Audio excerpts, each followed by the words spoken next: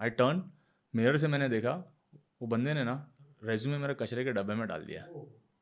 आंख नम हो गई थी। सोचा था यार किसी दिन मेरे जैसे किसी को ये सर्टिफिकेट की वजह से कचरे के डब्बे में ना जाए। अभी भी थोड़ा वो लग रहा है, पर आज तो वो इंसिडेंट ना काम की ज़रूरत थी। मिरर से देखा मैंने, वो कचरे के डब्बे में उन्होंने डाल दिया है। बट आज मैं चाहता हूँ कि किसी बच्चे को अगर इस फील्ड में करियर बनाना है, उसको ये चीज़ ना होने पड़े।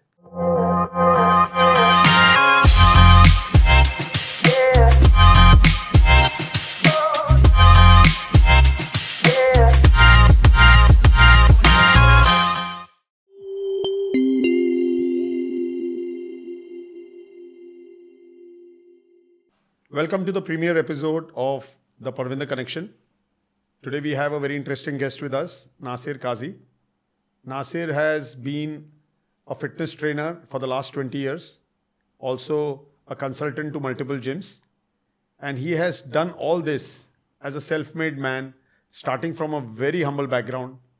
It is a real definition or example of somebody reaching the top with hard work and perseverance. Nasir is here today with us, and we are very grateful that we are starting this journey with some exciting answers and knowledge coming out of him. Hi, Nasir. Hello, thank you so much for having me here और इतना अच्छा introduction देने के लिए। Finally 20 years की मेहनत के बाद चलो कुछ रिवार्ड मिलना शुरू हुआ है, और फिटनेस के बहुत सारे मिथ है, जो नॉलेज है, जो कुछ मैंने सीखा है, आज शेयर करते हैं। Very nice Nasir.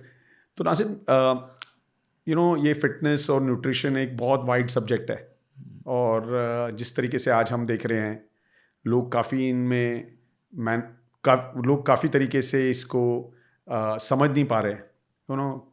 कोई आदमी न्यूट्रिशन नहीं समझता है, कोई आदमी फिटनेस नहीं समझता है, और जब हम जिम जाते हैं तो अलग ही कुछ देखते हैं। तो थोड़ा मैं चाहूँगा कि ये जो हमारा एपिसोड है, यहाँ पे we would want you to help our viewers कि क्या राइट तरीका होता है जिमिंग का, न्यूट्रिशन का, जितना आपको पता है वो आप बताइए हमें। तो जस्ट टू स्टार्ट विद, मैं जानना चाहूँगा, I would want to know how did you come into this line, like कहाँ से आपकी शुरुआत हुई, आप इस लाइन में कैसे आए? लाइन में ऐसा है कि चस्का तो समझो डैड ने लगाया है, मेरे फादर ने, because grand father was a पहलवान एंड फादर वॉलीबॉल प्लेयर रह चुके हैं, स्विमर रह चुके हैं। सो काफ़ी पढ़ाई से ज़्यादा स्पोर्ट्स का प्रेशर था कि मार्क्स कमाएंगे चलेंगे, बट मेडल्स लाओ। सो स्कूल कॉलेज हमेशा मेडल्स के बारे में पूछे जाते थे डैड, मुझको ही नहीं, चाहे ब्रदर हो, मेरी सिस्टर हो। तो वो चस्का पहले से लगा, इसकी वजह से बॉडी ऑलरेडी एथलेटिक हो गई है। और जैसे जूनियर कॉलेज में आया तो किक बॉक्सिंग वगैरह की, बॉडी बिल्डिंग स्टार्ट की। सो फिटनेस में इतना होने के बावजूद पढ़ाई पे भी ध्यान देते थे, ऐसा नहीं है कि पढ़ाई पे नहीं ध्यान दिया है, पर स्पोर्ट्स की वजह से पढ़ाई में काफ़ी बेनिफिट मिल जाता था। सो आता हूँ पॉइंट पे कि कैसे ये फील्ड में आया। सो आई स्टार्टेड ट्रेनिंग फ्रेंड्स। सबसे पहले तो फ्रेंड्स को ट्रेन करना शुरू किया, जैसे हाई स्कूल में हो गया, वहाँ शुरू किया। देन जिम ज्वाइन किया तो जिम में लोगों को ट्रेन करना शुरू किया। सो काफ़ी लोगों ने कहा कि फिजिक भी अच्छी है, नॉलेज भी है, आप इसमें करियर क्यों नहीं बनाते हो। और डैड को ऐसा था कि कंप्यूटर साइंस करूँ, IAS ऑफिसर बनो, UPSC का एग्ज़ाम दो। करेक्ट, सब फादर को होता है। हाँ, सो होता है। तो किया, वो भी किया, ऐसा नहीं किया। ऑटोमोबाइल इंजीनियरिंग वगैरह की मैंने, और UPSC का एग्ज़ाम वगैरह भी प्रिपेयर किया मैंने। देन फाइनेंशियल कंडीशन होने की वजह से इंजीनियरिंग कंप्लीट नहीं कर पाई। सो तो आपने कौन सा इंजीनियरिंग किया है? Automobile engineering. ओके, और you are an automobile engineer, and from there you have become gone into the line of fitness. Yes, fitness side by side वो चल रहा था, जो डैड ने बोला है जावा प्रोग्रामिंग, C प्रोग्रामिंग वगैरह करने, वो भी किया। और UPSC के लिए प्रिपरेशन वो भी किया। देन कॉमर्स से अगेन ग्रेजुएशन किया, उसके बाद में MBA किया, पर MBA कंप्लीट नहीं कर पाया। हाँ, पर डैड का फोर्स था कि नहीं, आपको पढ़ाई करनी है। He is right, absolutely right, but financial condition ख़राब होने की वजह से काम भी साइड बाय साइड करना था। बट फिटनेस के अलावा और कुछ समझ नहीं आया, बिकॉज ऑटोमोबाइल इंटरेस्ट है, बट फिटनेस एक ऐसा था कि हॉबी तो थी, पर वो धीरे धीरे का पैशन बन गया, समझ नहीं आया। एक फील गुड मिलने लगा कि लोगों को ट्रेन कर रहे हैं, कुछ लोग फिट हो रहे हैं तुम्हारी वजह से, तो एक रिवॉर्ड जो मिलता है कि यार तुम्हारे नॉलेज की वजह से हम फिट हो गए। करेक्ट। तो एक किक मिलने लगी कि नहीं यार, चलो ये काम अच्छा है ये। तो उस हिसाब से आप इस लाइन में आ गए? इस लाइन में आए, हाँ। बट स्टार्टिंग में थोड़ा डैड से ये चीज़ पे सपोर्ट नहीं मिला कि तू इंजीनियर है और सुबह सुबह लोहा उठाने जाता है। वो उर्दू बोलते हैं ज़्यादातर, तो हमेशा बोलते थे कि नहीं यार, कुछ इसमें आगे कर, पढ़ाई कर, कुछ अफसर बन। वो उर्दू बातें करते काफ़ी, तो अफसर बन की कोशिश किया, बट फिटनेस से अपने आप को मैं पीछे खींच नहीं पाया। शुरुआत तो उन्होंने कराई, बट वो चीज़ कंटिन्यू हो गई और अच्छा लगने लगा and I am feeling great कि फिटनेस को मैं कंटिन्यू कर रहा हूँ, काफ़ी लोगों को ट्रेन कर रहा हूँ अभी। तो ये अभी आप फिटनेस में आ गए हो, तो फिटनेस में बहुत सारे मिथ्स होते हैं, यू नो। तो सबसे बड़ा मिथ क्या है फिटनेस का? मतलब क्या झूठ है सबसे बड़ा फिटनेस का आज के ज़माने में, जो लोग उसको सच समझ रहे हैं लेकिन एक्चुअली वो झूठ है, you know, the what is the biggest myth? First of all पहले तो फिटनेस का डेफिनेशन समझ लेते हैं। जो सिंपल डेफिनेशन है लोग वही भूल गए हैं। फिटनेस का डेफिनेशन ये है कि आप बिना थके हुए कोई भी आप एक्टिविटी अगर कर सकते हो, आप not feeling fatigue, you not feeling tired, और कोई भी एक्टिविटी कर सकते हो। बट उस चीज़ को लोगों ने समझा ही नहीं। फिटनेस को किसी ने सिक्स पैक ले लिया, किसी ने वेट लॉस ले लिया, किसी ने बॉडी बिल्डिंग ले लिया। सो ये सब फिटनेस के पार्ट हैं, चाहे न्यूट्रिशन हो, चाहे बॉडी बिल्डिंग हो, चाहे स्पोर्ट्स हो। पहले बेस एक आपका फिटनेस जो है वो क्रिएट होना चाहिए, वो एक सेट होना चाहिए। सो नॉलेज इतना ज़्यादा आ गया है इंटरनेट के ऊपर, लोग कंफ्यूज हो गए हैं कि क्या राइट है और क्या रॉन्ग है। सो कोई मिथ फॉलो कर रहा है, कोई राइट फॉलो कर रहा है, कोई रॉन्ग फॉलो कर रहा है। मुझको अगर पर्सनली अगर पूछोगे क्या है फिटनेस, फिटनेस ये आपका लाइफस्टाइल होना चाहिए। जैसे आप खाते हो, पीते हो, सोते हो, जो आपकी लाइफस्टाइल में चीज़ें हैं वो फिटनेस में होना चाहिए। ये कैलकुलेटेड चीज़ नहीं है कि आप एक कैलकुलेट कर लो कि 3 महीने, 6 महीने या साल में मैं फिटनेस अचीव कर लूँ, मैंने अचीव कर लिया, अब मैं अपने काम पर अपनी लाइफ में लग जाऊँगा, फिर उसके बाद में मैं इतने महीने वापस से करूँगा। नहीं, ये आपका लाइफस्टाइल होना चाहिए। चाहे आप दिन में 10 मिनट दो, या अगर आपके पास बहुत टाइम है आप 2 घंटे दे दो, कोई प्रॉब्लम नहीं है, जितना आपके पास टाइम है। पर इसको अपना लाइफस्टाइल बनाना है। चाहे आप हफ्ते में मिनिमम 2 बार करो, चाहे आपके पास टाइम है, स्पोर्ट्स भी खेल रहे हो, फिटनेस भी कर रहे हो, आप 7 डेज कर रहे हो, कोई हार्म नहीं है। But there is no shortcut, और नॉलेज बहुत ज़्यादा है, बट उसको समझना है आपको। इंटरनेट के फ़ायदे और नुकसान दोनों है। जैसे स्कूल में, कॉलेज में हमें क्वेश्चन आता था कि advantage and disadvantage of technology. तो आज टेक्नोलॉजी बहुत ज़्यादा आ गई, नॉलेज बहुत ज़्यादा आ गया। अब वो नॉलेज में से हमारे काम की कौन सी चीज़ है वो समझना बहुत ज़्यादा डिफिकल्ट हो गया। और कंटेंट लोग बना रहे हैं बट हट के बनाना चाहते हैं कि हमें लोग देखें, बट वो हटके के चक्कर में आप फिटनेस के ट्रैक से हट जा रहे हो। या तो लोग बहुत ज़्यादा शॉर्टकट बताने की कोशिश कर रहे हैं, या तो कुछ अलग ही चीज़ बता रहे हैं कि हम लोगों से अलग है, ये कुछ अलग डिफरेंट हमने डाइट बताया, डिफरेंट हमने वर्कआउट बताया। पर जो बेसिक है फिटनेस का आप उससे परे नहीं हट सकते हो। सो मैं यही एडवाइस करूँगा लोगों को, जो बेस है, जो ओल्ड स्कूल हमने सीखा है, पहले वो बेस क्रिएट करने की कोशिश की, एंड देन फिर बहुत सारी फील्ड है, you can move on. Knowledge है, ऐसा नहीं है नॉलेज नहीं है, बट कंसल्ट करना है। हमारी वेल्थ के लिए हम कंसल्ट करते ही हैं, हर चीज़ के लिए। एजुकेशन के लिए हम कंसल्ट करते हैं, मैरिज करना है उसके लिए हम कंसल्ट करते हैं। तो लाइफ की हर चीज़ के लिए कर रहे हैं। तो खुद की एक जो बॉडी है, इतने सारे उसमें पार्ट है, मसल है, बोन है, क्या क्या टिश्यूज़ हैं, तो उनसे क्यों रिस्क लेना है। तो जैसे अगर मैं जिम की बात करूं, ठीक है, तो हम एक जिम ज्वाइन करने जाते हैं। कभी भी हम पहले बचपन में जाते थे तो हम क्या करते थे कि 2 दोस्त जाते थे, साथ में जिम ज्वाइन करते थे, 10 दिन जिम करते थे और फिर भूल जाते थे। यूजुअली न्यू ईयर के टाइम पे होता था। राइट। तो राइट अप्रोच क्या है? कभी कभी हम जिम ज्वाइन करते हैं तो हम कैसे ज्वाइन करते हैं कि हम वहाँ जाते हैं, जिम का फॉर्म भरते हैं, जिम ज्वाइन करते हैं और खुद एक्सरसाइज स्टार्ट कर लेते हैं। राइट। लेकिन हमको पुश किया जाता है कि आप पर्सनल इंस्ट्रक्टर रखिए। तो ये पर्सनल इंस्ट्रक्टर किसी को एक्सपेंसिव पड़ता है, लेकिन what is the right approach? Should gym की शुरुआत खुद पहले करके सीरियस होने के बाद होनी चाहिए, या आपको डे 1 से पर्सनल इंस्ट्रक्टर के साथ स्टार्ट करना चाहिए?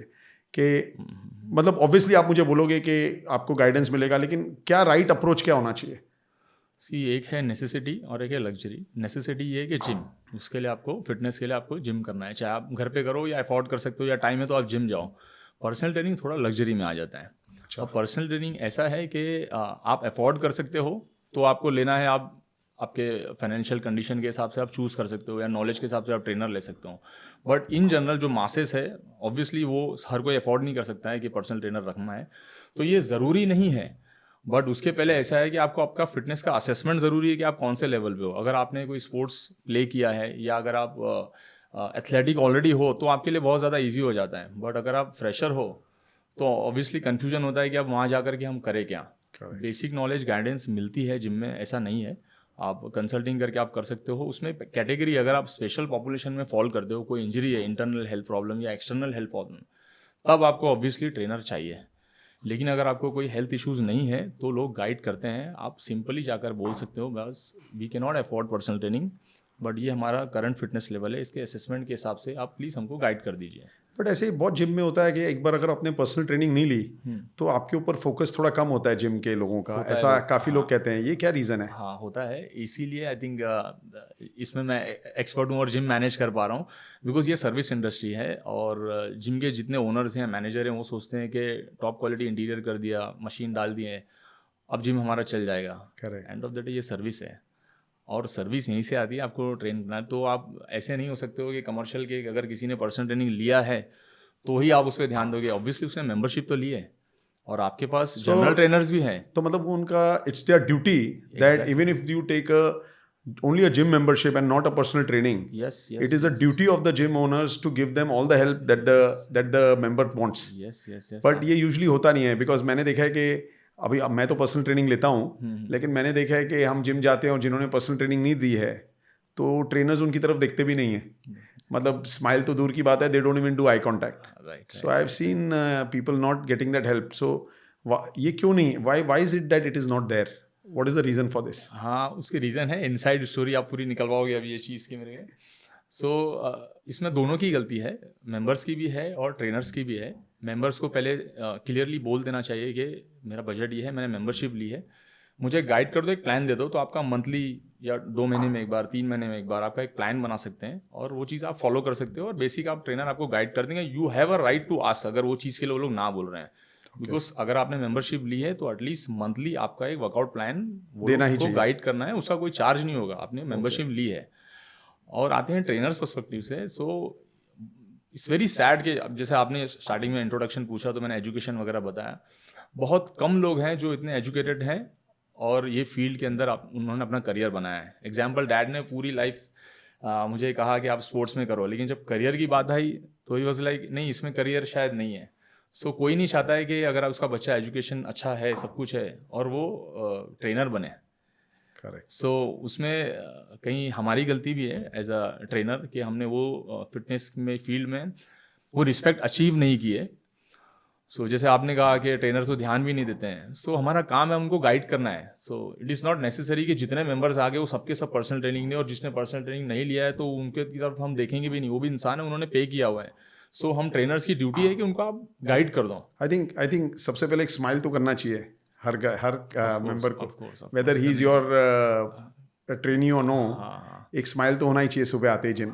इसी चीज़ के लिए मैं ट्रेन कर रहा हूँ, ग्रूमिंग में जो वर्कशॉप्स ले रहा हूँ अभी जिम के, because when I started as a trainer ये ड्रीम था कि मैं एक स्टूडियो खोलूँ। फिर एक स्टूडियो खोल दिया 2015 में, तो एक ड्रीम आया कि अब एक बड़ा जिम होना चाहिए। एक बड़ा जिम हुआ, उसके बाद में सोचा कि नहीं अभी मज़ा आ रहा है और जिम लेते हैं। तो ऐसे करते करते मैंने 5-6 जिम ले लिया ऑनबोर्ड। काजी फिट फोर्स हमने तो कंपनी की। अभी आपकी कितने टोटल जिम्स आप हैंडल कर रहे हैं? मैंने फिर सरेंडर कर दिए 2 से 3 जिम, बिकॉज ये बॉल गेम समझ में आया, जो आप चीज़ बोल रहे हो ये सर्विस है। सर्विस जब तक क्या बेटर नहीं दोगे तो जिम नहीं चल सकता है।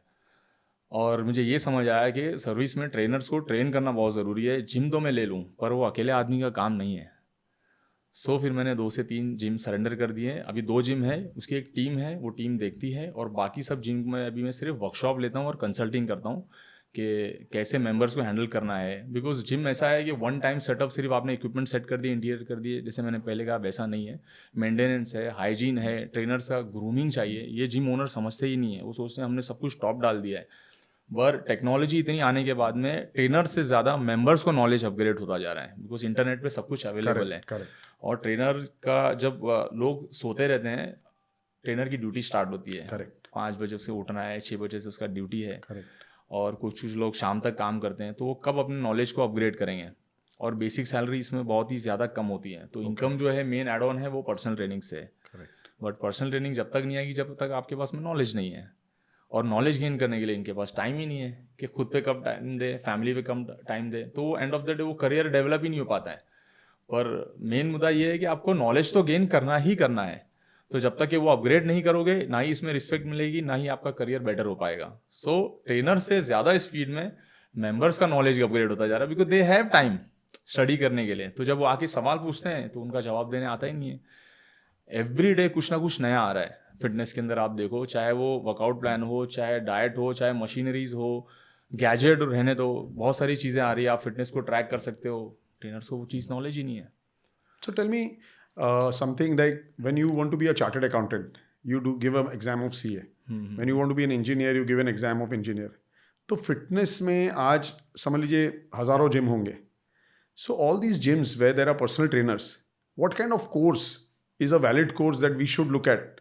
जो उनको एनरोल कर, उनको मतलब मैं ऐसा बोलना चाहूँगा कि ये कैसे प्रूव हो कि ये जो ट्रेनर है, जैसे इंजीनियर ने इंजीनियरिंग की, चार्टर्ड अकाउंटेंट ने CA का एग्जाम दिया, तो ये फिटनेस ट्रेनर्स खुद को फिटनेस ट्रेनर बना रहे हैं, इन्होंने ऐसा क्या कोर्स करना चाहिए, या हमारे पास ऐसा कौन सा एजुकेशन क्वालिफिकेशन होना चाहिए इनके पास विच जो नेसेसिटेट करेगा कि दे आर फिटनेस ट्रेनर्स. तो ऐसा कोई कोर्स है या कोई गवर्नमेंट रिलेटेड कोई डिग्री है जो इनके पास होनी चाहिए फिटनेस कोच बोलने के लिए? अच्छा, बहुत अच्छा सवाल पूछा है आपने. मैसेज जाएगा काफ़ी ट्रेनर्स को जो लोग इसमें करियर बनाना चाहते हैं. इट्स वेरी सैड कि गवर्नमेंट की तरफ से कोई कोर्स नहीं है. न्यूट्रिशन का एक SNDT कॉलेज में है, वो भी सिर्फ फीमेल के लिए. और as a trainer, fitness trainer अगर आप बनना चाहते हो, है ही नहीं. हो सकता है कि बहुत सारे लोग ऑब्जेक्शन ले ये पॉडकास्ट के बारे में जो मैं बात कर रहा हूँ अभी यहाँ पर.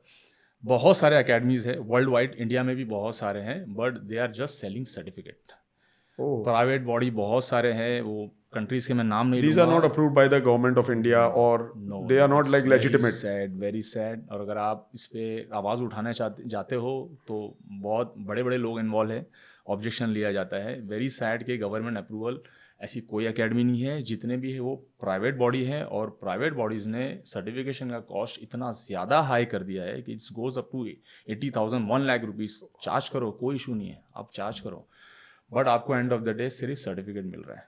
तो बेसिकली ट्रेनिंग हो ही नहीं रही है. हाँ, मैं एग्जांपल देता हूँ. आप गाड़ी में बैठे हुए, आपको बता दिया कि ये शेयरिंग है, ये गियर है, ये क्लच है, ये एक्सीलेटर है. अब आपको चलाना है, आप चला पाओगे? वो गाड़ी ठुकने ही वाली है. करेक्ट. तो आप क्लासरूम में बैठे हुए, आपको पूरा फिटनेस सब कुछ समझा दिया है. एनाटॉमी हो गया, फिजियोलॉजी हो गया, मसल के बारे में, फाइबर के बारे में, ये फंक्शनल ट्रेनिंग, ये kick boxing, different type of nutrition की चीज़ें, सब कुछ समझा दिया आपको. और फिर एंड में 2 से 3 प्रैक्टिकल के क्लासेस लिए कि इसको डेडलिफ्ट बोलते हैं, इसको स्क्वाट बोलते हैं, ये मशीन का ये नाम है, ये मशीन का नाम है. अभी आपका प्रैक्टिकल एग्जाम हो गया, अभी आपको थियरी एग्जाम देना है, ये रहा आपका सर्टिफिकेट. सो आपको जज कहाँ पर किया है? अगर आपने टिक मार्क जो है, क्वेश्चन पढ़ना है, 4 में से टिक करना है, वो टिक कर दिया, फेल होने का चांस ही नहीं है इसके अंदर. एंड ऑफ द डे आप सिर्फ बच्चा वेट कर रहा है कि मेरे पास सर्टिफिकेट आएगा, वो सर्टिफिकेट लेकर के मैं घूमूंगा और job ढूंढूंगा.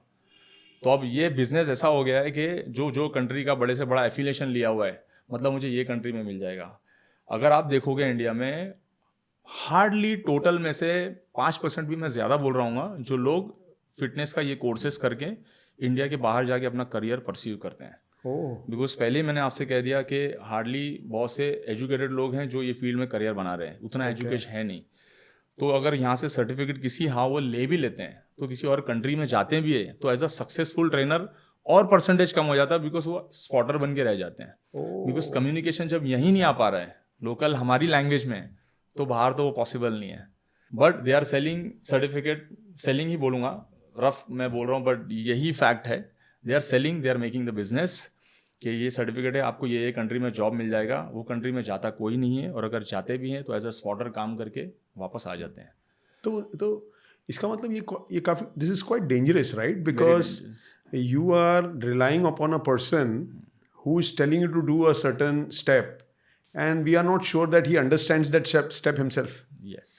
Which is a very dangerous situation, very right? Because now everybody is getting into fitness. Like, for example, I want to send my aged parents who are almost 75 and 80 years to a gym. So the person who's training them, he doesn't have a fixed kind of a degree which is approved by, where we can say that he has gone through that particular course of, like, like we want to do a law, we have to do a 3-year law. So actually you have learned law for 3 years. Now you pass or you fail is a different thing. Right. But there is no such degree available in the market right now. There is no such. So this is a big vacuum. International बहुत से courses हैं, but सब private body है. अब इसके बाद आप Google कर लो, जितने भी कोर्सेज हैं सब प्राइवेट बॉडी हैं. और लोकल में कोर्सेज भी है, वो 10,000 से स्टार्ट होते हैं, तो it goes up to 1 lakh और 1,50,000 rupees. End of the day आपको सर्टिफिकेट ही मिलेगा. कुछ कोर्सेज हैं जो प्रैक्टिकली सिखाते हैं, बट वो स्टूडेंट पे डिपेंड करता है कि आपको हंड करना है, जाके वो अकेडमी ढूंढनी है, वो सीखनी है. एग्जाम्पल देता हूँ मैं, अगर किसी को किक बॉक्सिंग सीखना है, उसको प्रैक्टिकली जा करके वो चीज़ें सीखनी पड़ेगी, उसको बॉडी मूव करना पड़ेगा. और अगर समझो किसी को स्पेशल पॉपुलेशन सीखना है, स्पेशल पॉपुलेशन के कोर्सेज होते हैं जो बहुत ही ज़्यादा एक्सपेंसिव है। ये क्या बोलते हैं, what is special special population? Population हमारी पॉपुलेशन में ऐसी पॉपुलेशन है जिनको इंटरनल या एक्सटर्नल हेल्थ इश्यूज है। इंटरनल हेल्थ इश्यूज जैसे कि अगर किसी को हार्ट का प्रॉब्लम है, डायबिटीज़ का प्रॉब्लम है, अर्थराइटिस वगैरह है, Okay. जो भी इंटरनल हेल्थ के इश्यूज होते हैं जो आपको ब्लड रिपोर्ट वगैरह में, एमआरआई में, एक्सरे में दिखते हैं। और एक्सटर्नल इश्यूज अगर आपको कोई फ्रैक्चर हो गया, लिगामेंट टेयर हो गया, कोई मसल पुल हो गया, या कोई वीकनेस है, या आपको कोई चीज़ पैरालाइज होने की वजह से वो चीज़ रिकवर नहीं कर पाया, Okay. तो आपके एक्सटर्नल जो प्रॉब्लम्स है, तो इंटरनल और एक्सटर्नल हेल्थ को मिला करके अगर किसी को इश्यूज हैं, वो आते हैं स्पेशल पॉपुलेशन। ओके, तो आप सोचो, इनका एजुकेशन इतना ज़्यादा है नहीं, क्लासरूम में बैठ करके इन्होंने सिर्फ बॉडी बिल्डिंग के पार्ट और मसल सीखे हैं और खुद ने सिर्फ बॉडी बिल्डिंग का वर्कआउट किया है। अब आपने इनको स्पेशल पॉपुलेशन का क्लाइंट ला करके हाथ में दे दिया है, इनके पास वो सिर्फ सर्टिफिकेट है। दैट्स वेरी कहीं डेंजरस। बार ऐसा होता है कि because I am working with the doctors, काफ़ी डॉक्टर्स को भी मैं ट्रेन कर रहा हूँ, फिजियो से ट्रेन कर रहा हूँ। एक और एक सैड पार्ट है, टॉपिक से मैं थोड़ा यहाँ वहाँ चला जाऊँगा बट वो कनेक्टेड है, तो आई विल ट्राई के लोग समझ पाएँ जो फिटनेस के ये आई थिंक ट्रेनर्स के लिए भी बहुत अच्छा मैसेज आएगा, और जो मेंबर्स भी हैं कि कहाँ मिस्टेक हो जाती है उनसे। So doctors, physio and trainers, ये तीनों को मिलकर के ही काम करना है, तभी एंड प्रोडक्ट बहुत अच्छा होगा, पर ये तीनों में कभी नहीं जमती है। एग्जाम्पल, अगर किसी का लिगामेंट ग्रेड 1 टेयर हुआ है, अब उसको फिजियो की रिहैब की ज़रूरत है, अब वो ट्रेनर के पास आ जाए, नी पेन कर रहा है, अब उसमें ऑब्वियसली उसने एमआरआई वगैरह किया नहीं, बिकॉज नॉर्मल सा ग्रेड 1 पेयर है, या तो टर्फ पे खेला हुआ है, मसल पुल हो गया, ट्विस्ट हो गया, मैं ठीक कर दूंगा, कुछ नहीं, आपको स्ट्रेंथनिंग करनी है। अब उसने हेवी लिफ्ट करवा दिया, वो ग्रेड 2 टेयर हो गया। अगर वो ग्रेड 1 से ग्रेड 2, एग्जैक्टली, अगर वो ट्रेनर के पास इसकी बजाय, अगर वो ट्रेनर ने अगर उसको ये कर दिया कि आपको थोड़ा फिजियो की जरूरत है, या आप एक डॉक्टर या फिजियो का गाइडेंस ले लो और वो चार्ट को मैं फॉलो कर लूंगा, बट यहाँ ईगो आ जाता है। और दूसरी वजह ये है कि अगर वो फिजियो के पास चला जाए तो फिजियो इतना डरा देते हैं कि अभी आप जिम मत जाना वरना और टूट जाएगा, तो हर कोई उसको अपनी तरफ पुल करने की कोशिश कर रहा है। ओहो, तो सफरर बेसिकली क्लाइंट ही होता है। एग्जैक्टली। अगर क्लाइंट ने समझो 2 से 3 लोगों को कंसल्ट किया तो फिर ठीक है, उसको एक ओपिनियन मिल जाएगा कि नहीं भाई इसने ये ओपिनियन दिया, वो दिया। लेकिन अगर वो डायरेक्टली आप जाकर के एक ही फिजियो के पास चले गए, एक ही ट्रेनर के पास चले गए, और अगर उसको नॉलेज इतना नहीं है, और यही चीज़ हो रही है, कई लोगों को एक माइनर सा पेन होता है बट वो अक्यूट इंजरी में तब्दील हो जाती है। नहीं, करेक्ट, आप एकदम बात सही बोल रहे हो। मेरे को स्क्वाट करने में बैक में पेन होती थी, तो मुझे ऐसा लगा कि मैं स्क्वाट करूँगा ना तो I will break my back, but then obviously the right guidance, कि मुझे बताया गया कि the pain is in the mind, it is not actually in your back, you're scared, because मुझे डेफिनेटली किसी ने डरा दिया था। लेकिन जब मैंने उसको साइड में रख के स्क्वाट करना स्टार्ट किया तो I realise that it was not so difficult, it was definitely something that was on my mind and it was not the pain as such, and today I'm doing squats, I have no pain, so no, I'm not taking any medicine, nothing, but I'm just back on track. Right. So I think somebody scared me to not do these squats, and I resisted myself. So as you said back pain है, so वो back pain क्यों है उसका assessment करना है। कभी कभी एक छोटी सी लोअर बैक मसल के वीकनेस होने की वजह से होता है, कभी कभी आपके लोअर बॉडी में सबसे बड़ा मसल जो है ग्लूट्स है, ग्लूट्स वीक होने की वजह से होता है। कभी कभी छोटी सी मिस्टेक होती है, आपका फुटवेयर बराबर नहीं है, या फिर आपके समझो नी का अलाइनमेंट बराबर नहीं है, इनवर्ड है या आउटवर्ड है, तो आपको स्क्वाट की पोजीशन चेंज करनी है। सो ये छोटा छोटी चीज़ें हैं, उससे आप वो एक्सरसाइज को ऑल्टर करके स्टार्ट कर सकते हो। तो कंप्लीटली एक्सरसाइज को बंद करना भी, या फिर एक स्टैंडर्ड फॉर्मेट लेकर के कि स्क्वाट का ये फॉर्मेट है, इसी फॉर्मेट के अंदर आपको स्क्वाट करना है और वो पेन को बेयर करते हुए एक्सरसाइज करते रहना, ये रॉन्ग है। डे बाय डे आपको असेसमेंट और चेंजेस ज़रूरी है। मतलब असेसमेंट ऐसा नहीं है कि आप किसी ट्रेनर के पास चले गए, फर्स्ट आपका असेसमेंट हुआ, अब सेम पैटर्न आपका चलता रहेगा। लाइफ में अप्स एंड डाउन आते हैं, fitness level up and down होता है, आपका रेस्ट अलग होता है, आपका रिकवरी अलग है, आपका न्यूट्रिशन अलग है। सो चीज़ें चेंजेस होने चाहिए। कई बार मैंने जिम में देखे हैं कि लोग, आज मेरा लेग डे है, अब वो दिन वो लेग डे के लिए वो फ्रेश नहीं है, टायर्ड होके आए हुए, स्लीप नहीं है, या फिर बैक बहुत टायर्ड है, बट जो पाउंडेज लिफ्ट कर रहे ईगो के अंदर, क्योंकि आज मेरा लेग डे है और मैं लेग में इतना मसल करते मैं इतना वेट लिफ्ट करता हूँ, बस वो ईगो की वजह से वो दिन उसका बैक इंजर्ड हो। बहुत छोटी छोटी मिस्टेक्स होती हैं, बट वो चीज़ ऐसी है कि ये बॉडी है, अगर कोई ना कोई टेयर हो जाए तो जैसे डॉक्टर्स मुझे बोलते हैं कि नासिर हम लोग लिगामेंट, जैसे हमने किसी का टेयर हो गया कंप्लीटली और हमने रिप्लेस कर दिया, भले 99% वो ठीक हो गया, हमने डाल दिया, पर ओरिजिनल जो है ना वो 1%, करेक्ट, हाँ, ओरिजिनल होता है। आप जितना उसको बचा सकते हो आप बचा लो, बचाने की आप कोशिश करो। एक बात आपने बहुत अच्छी बताई कि ये मैं ऑब्जर्व क्या कर रहा हूँ अभी, अगर हम जिम जाते हैं तो हम कुछ यंगस्टर्स को देखते हैं, तो वहाँ पे मुझे 2 चीज़ें दिखती है। एक तो होता है कि everybody, if there is a group of 3 friends, तो उसमें से एक फ्रेंड ट्रेनर होता है। और मैंने एक और क्या चीज़ नोटिस की है कि ये व्हाट्सएप यूनिवर्सिटीज़ जो लोग बोलते हैं ना, ये भी आजकल बहुत चल रही है। बहुत चल रहा है। तो मेरे को एक बात बताइए, ये जो यंगस्टर्स हैं जो ट्रेनिंग के लिए आते हैं, अपने फ्रेंड्स से हेल्प लेते हैं, आपका क्या व्यू है उसके बारे में? ले सकते हैं, हमने भी लिए। जैसे मैंने कहा कि जब करियर स्टार्ट किया तो मैंने पहले फ्रेंड्स को ट्रेन करना शुरू किया है। करेक्ट। बट जो मेरा बेस था, एज आई सेड, मैंने स्पोर्ट्स से स्टार्ट किया। डैड ने तो बोला आपका स्पोर्ट्स ऑलरेडी करो, एक बेस था। एक बेस रेडी था। Correct. इतने सालों से मैंने स्पोर्ट्स खेला है, डायरेक्टली बॉडी बिल्डिंग नहीं की है। करेक्ट। सो बॉडी के मसल को, जो नेचुरल मूवमेंट है उसको समझा है। आप पुल कैसे मूवमेंट करते हो, पुश कैसे करते हो, आप रन कैसे करते हो, आप जंप कैसे करते हो, ये सब चीज़ की हुई है। बट सैडली आजकल यंगस्टर डायरेक्टली बॉडी बिल्डिंग से स्टार्ट कर रहे हैं। सो उनको वो चीज़ बेस पता नहीं है कि बेस कैसे क्रिएट करना है। और नॉलेज इतना ज़्यादा फास्ट हो गया है कि कैलकुलेटर हो गया है कि इतने महीने में 6 पैक चाहिए, और इतने महीने में मुझे डेडलिफ्ट में वेट उठाना है, इतने महीने में मुझे स्क्वाट में वेट उठाना है। फिटनेस एज आई सेड एक लाइफस्टाइल है।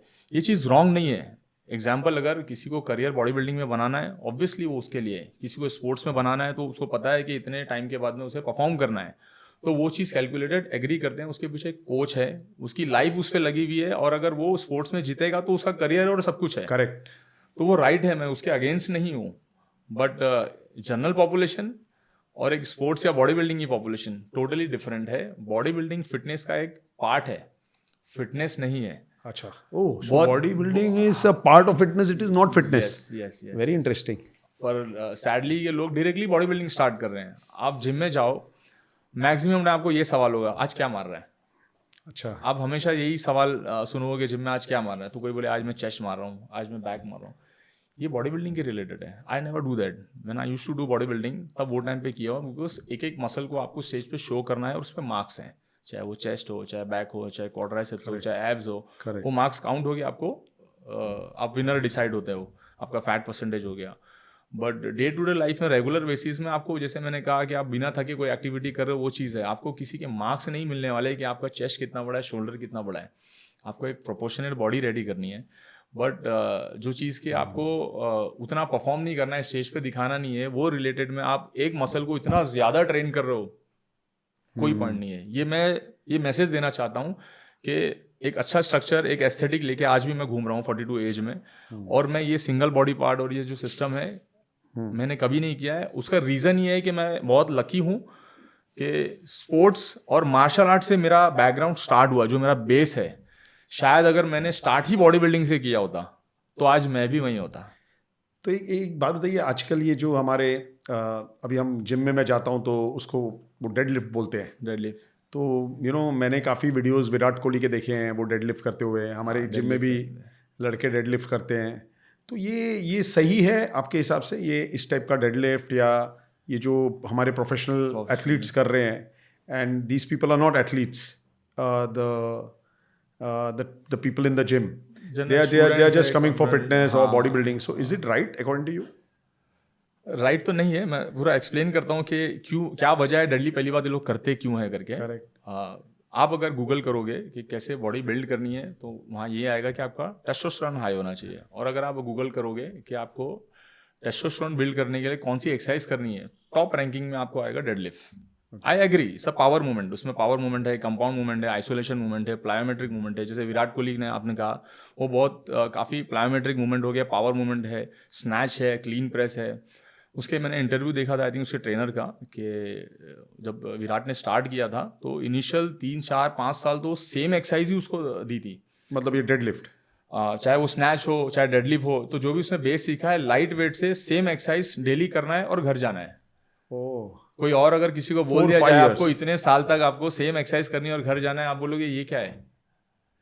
बट उसी में परफेक्शन आता है, जो ब्रूस ली ने कहा है कि इतने सारे किक खींचने की बजाय आप एक किक को परफेक्टली आप सीखो, तो एक एक्सरसाइज को आपको परफेक्टली सीखना है। सो मेरा क्या क्वेश्चन था कि ये is this wrong what these people are doing, the youngsters? हाँ, तो मैं उसी पॉइंट पे आता हूँ। तो रॉन्ग है या राइट है, इसका एक क्लियर आंसर नहीं है, बट मैं एक्सप्लेन कर देता हूँ कि क्या वजह है।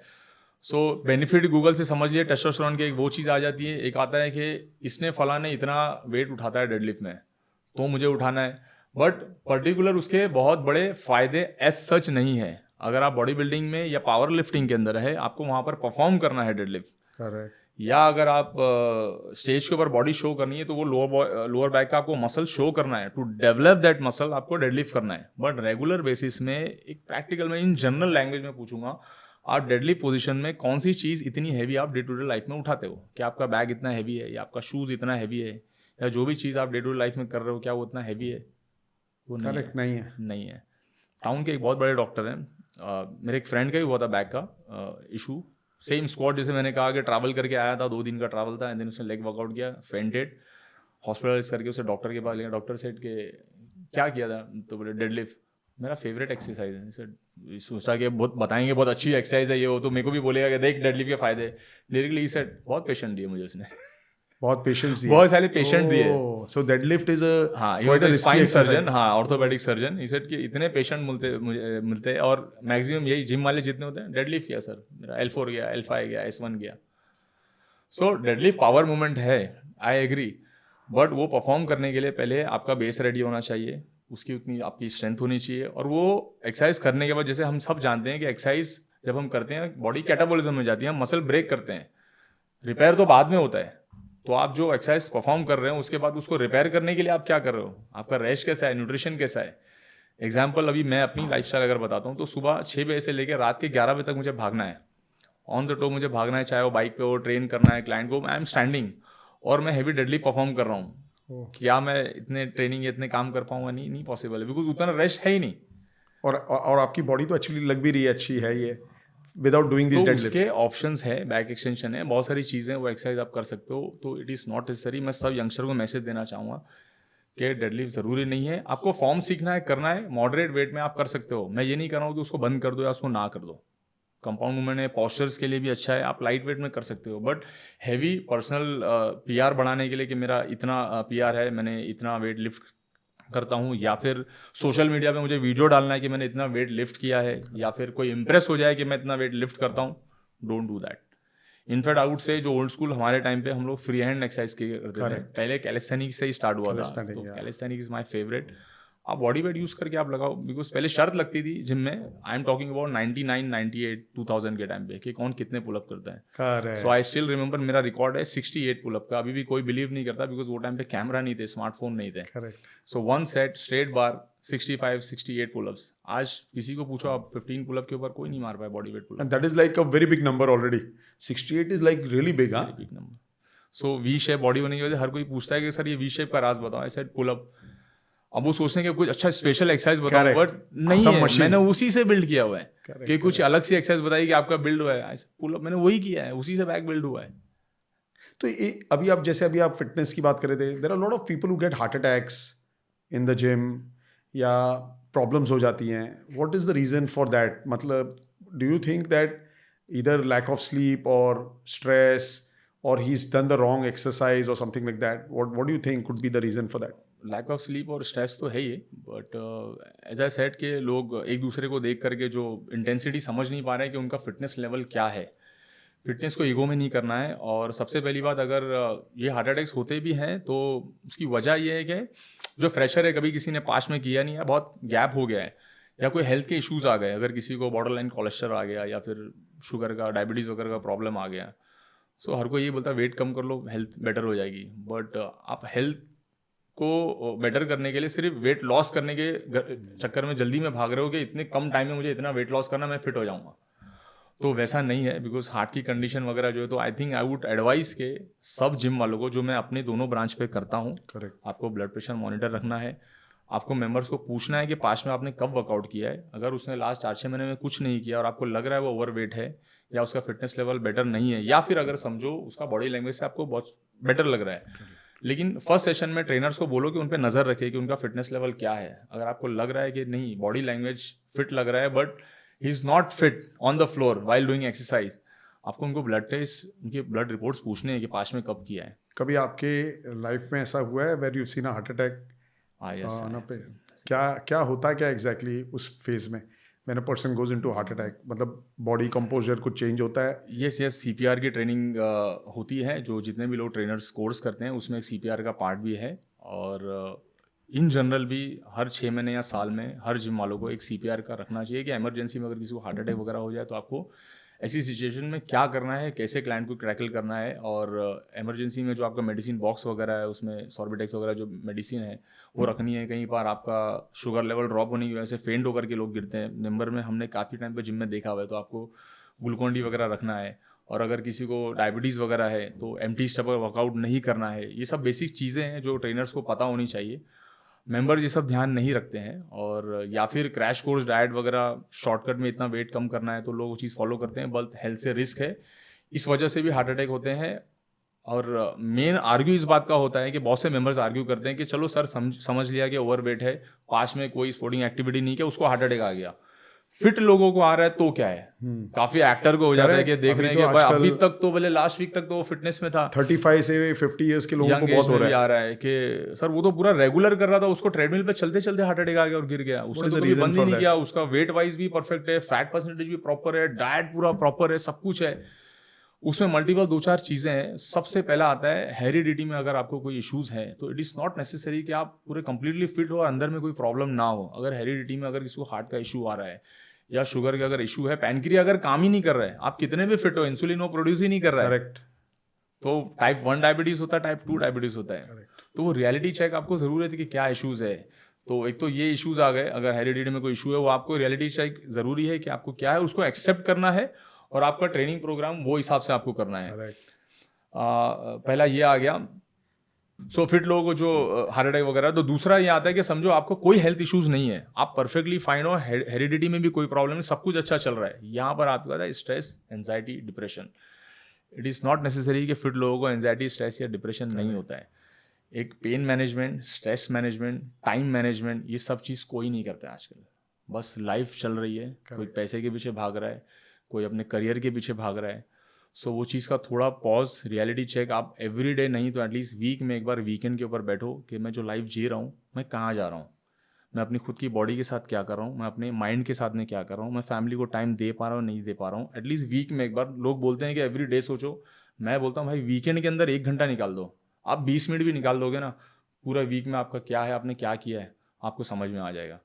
सो आप सोए नहीं हुआ समझो, स्लीप का आपको 2 से 3 घंटे की स्लीप है, स्ट्रेस बहुत लेवल का है, लोन बहुत कुछ लिया हुआ है या करियर का बहुत प्रेशर है, और उसके बाद में आपको फिटनेस की आपका जो लेवल है उसको आपको कम नहीं करना, जो वर्कआउट की इंटेंसिटी है। करेक्ट। तो आप क्या कर रहे हो, high level of caffeine, pre workout, anabolics, of course heart attack आने ही वाला है।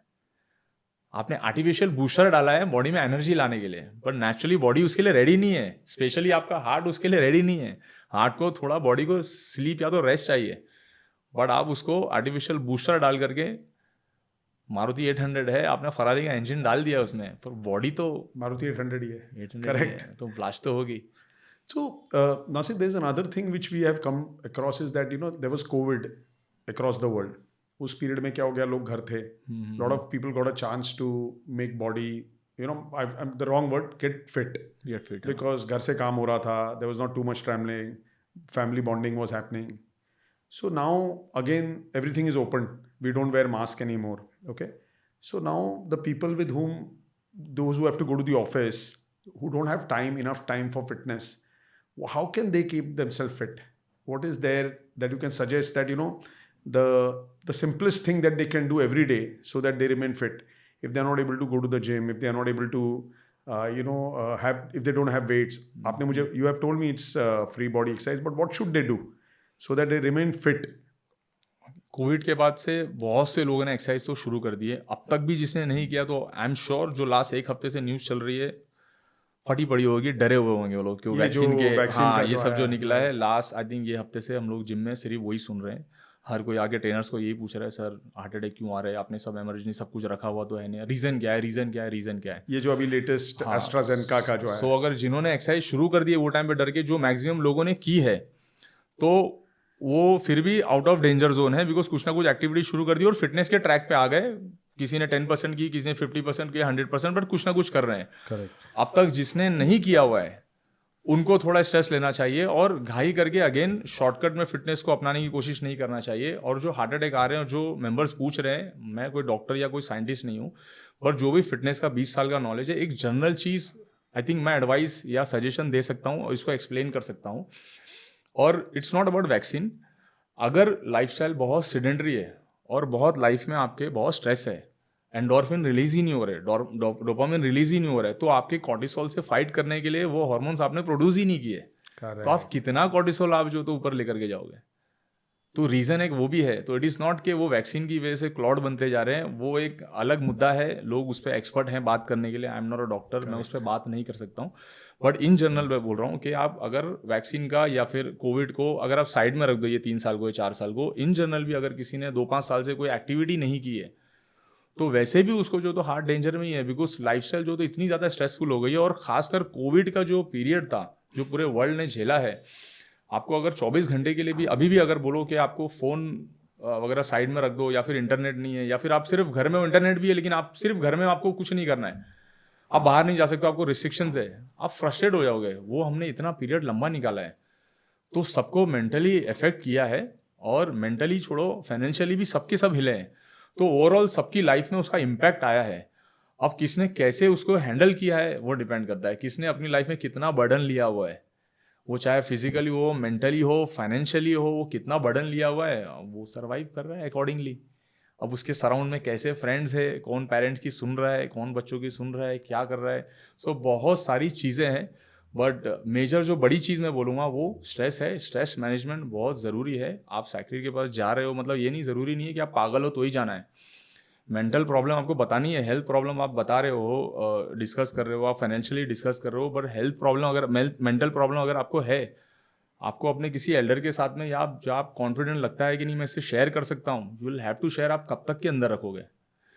मेरी भी ट्रेनिंग का पार्ट है, फिजिकली मैं ट्रेन कर रहा हूँ. आई थिंक लास्ट जितने भी मेरे क्लाइंट है, सब all are more than 10 years में उन्हीं क्लाइंट को मैं ट्रेन कर रहा हूँ. सो अब ये बोलोगे 10 साल 12 साल 15 साल से आप ट्रेन, सर वो तो फिट हो गए होंगे. It's not about only physical fitness. कहीं बार वर्कआउट, कहीं बार क्या, एवरीडे वर्कआउट मुझे मेंटल फिटनेस देख करके ही प्रोग्राम को बनाना पड़ता है. फिजिकल फिटनेस तो आई नो इतने साल से कर रहे हैं कि ये हर एक्सरसाइज कर सकते हैं, but mentally everyday same stage नहीं होता है. वो चीज़ को समझना बहुत ज़रूरी है. For this I had a question that now that you've said that you have been training clients who are 10 years older, so definitely you're a great trainer, but you create, today there is a lot of artificial intelligence, algorithms are there.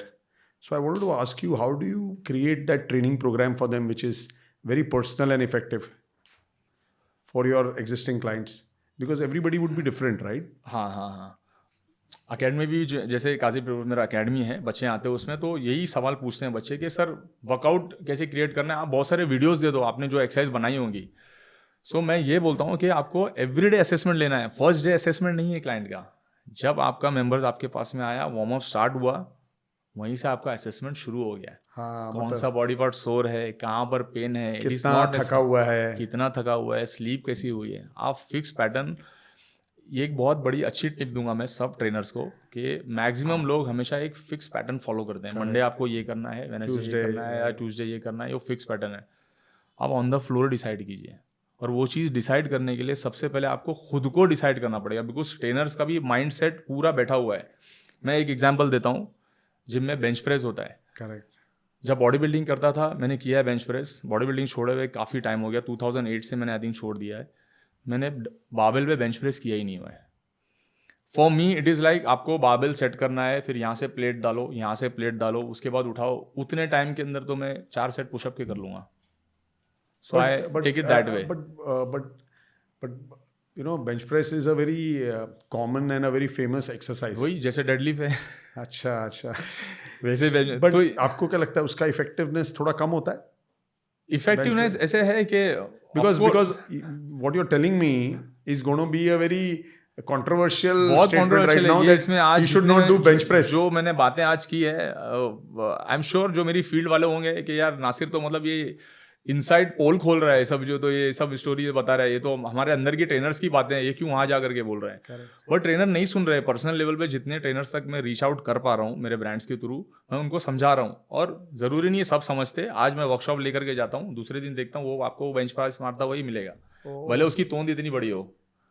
तो अपने core पे उस पर ध्यान देना है, थोड़ी functional training करनी है, तो ही क्लाइंट को वो ट्रेन कर पाए. तो उनका खुद का माइंडसेट ऐसा हो गया है कि इतने साल से हमने ये किया, अगर हम ये नहीं करेंगे तो ये फिजिक मेंटेन नहीं रहेगी. अभी ये संडे को मैंने वर्कशॉप लिया, वहाँ पे ट्रेनर्स को यही समझाया, वो लोग शॉक हो गए, सर आप बोल रहे हो सर ये पॉसिबल है, अगर आपने समझो बेंच प्रेस किया है उसके बाद आप बोल रहे हो कि आप पुशअप भी बीच में कर सकते हो, तो आपने free hand body weight calisthenic डाल दिया, ये कैसे पॉसिबल है? हम बेंच प्रेस कर रहे हैं, हमारा रिदम टूट जाएगा।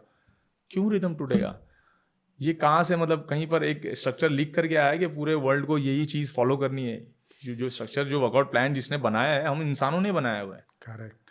तो हमारी खुद की बॉडी को हम खुद से ज़्यादा, अगर ट्रेनर जो इतने साल से फिटनेस में है, 2 साल 5 साल 10 साल अगर उसने किया है, उसके बावजूद वो अपनी बॉडी को अगर नहीं समझ पाया है कि मेरे को क्या चेंजेस करने हैं, वो क्लाइंट को क्या ही रिजल्ट देगा फिर? तो basically what you are trying to say is that there is no you know in your mind what your client has to do, but you do the assessment when you come to the gym.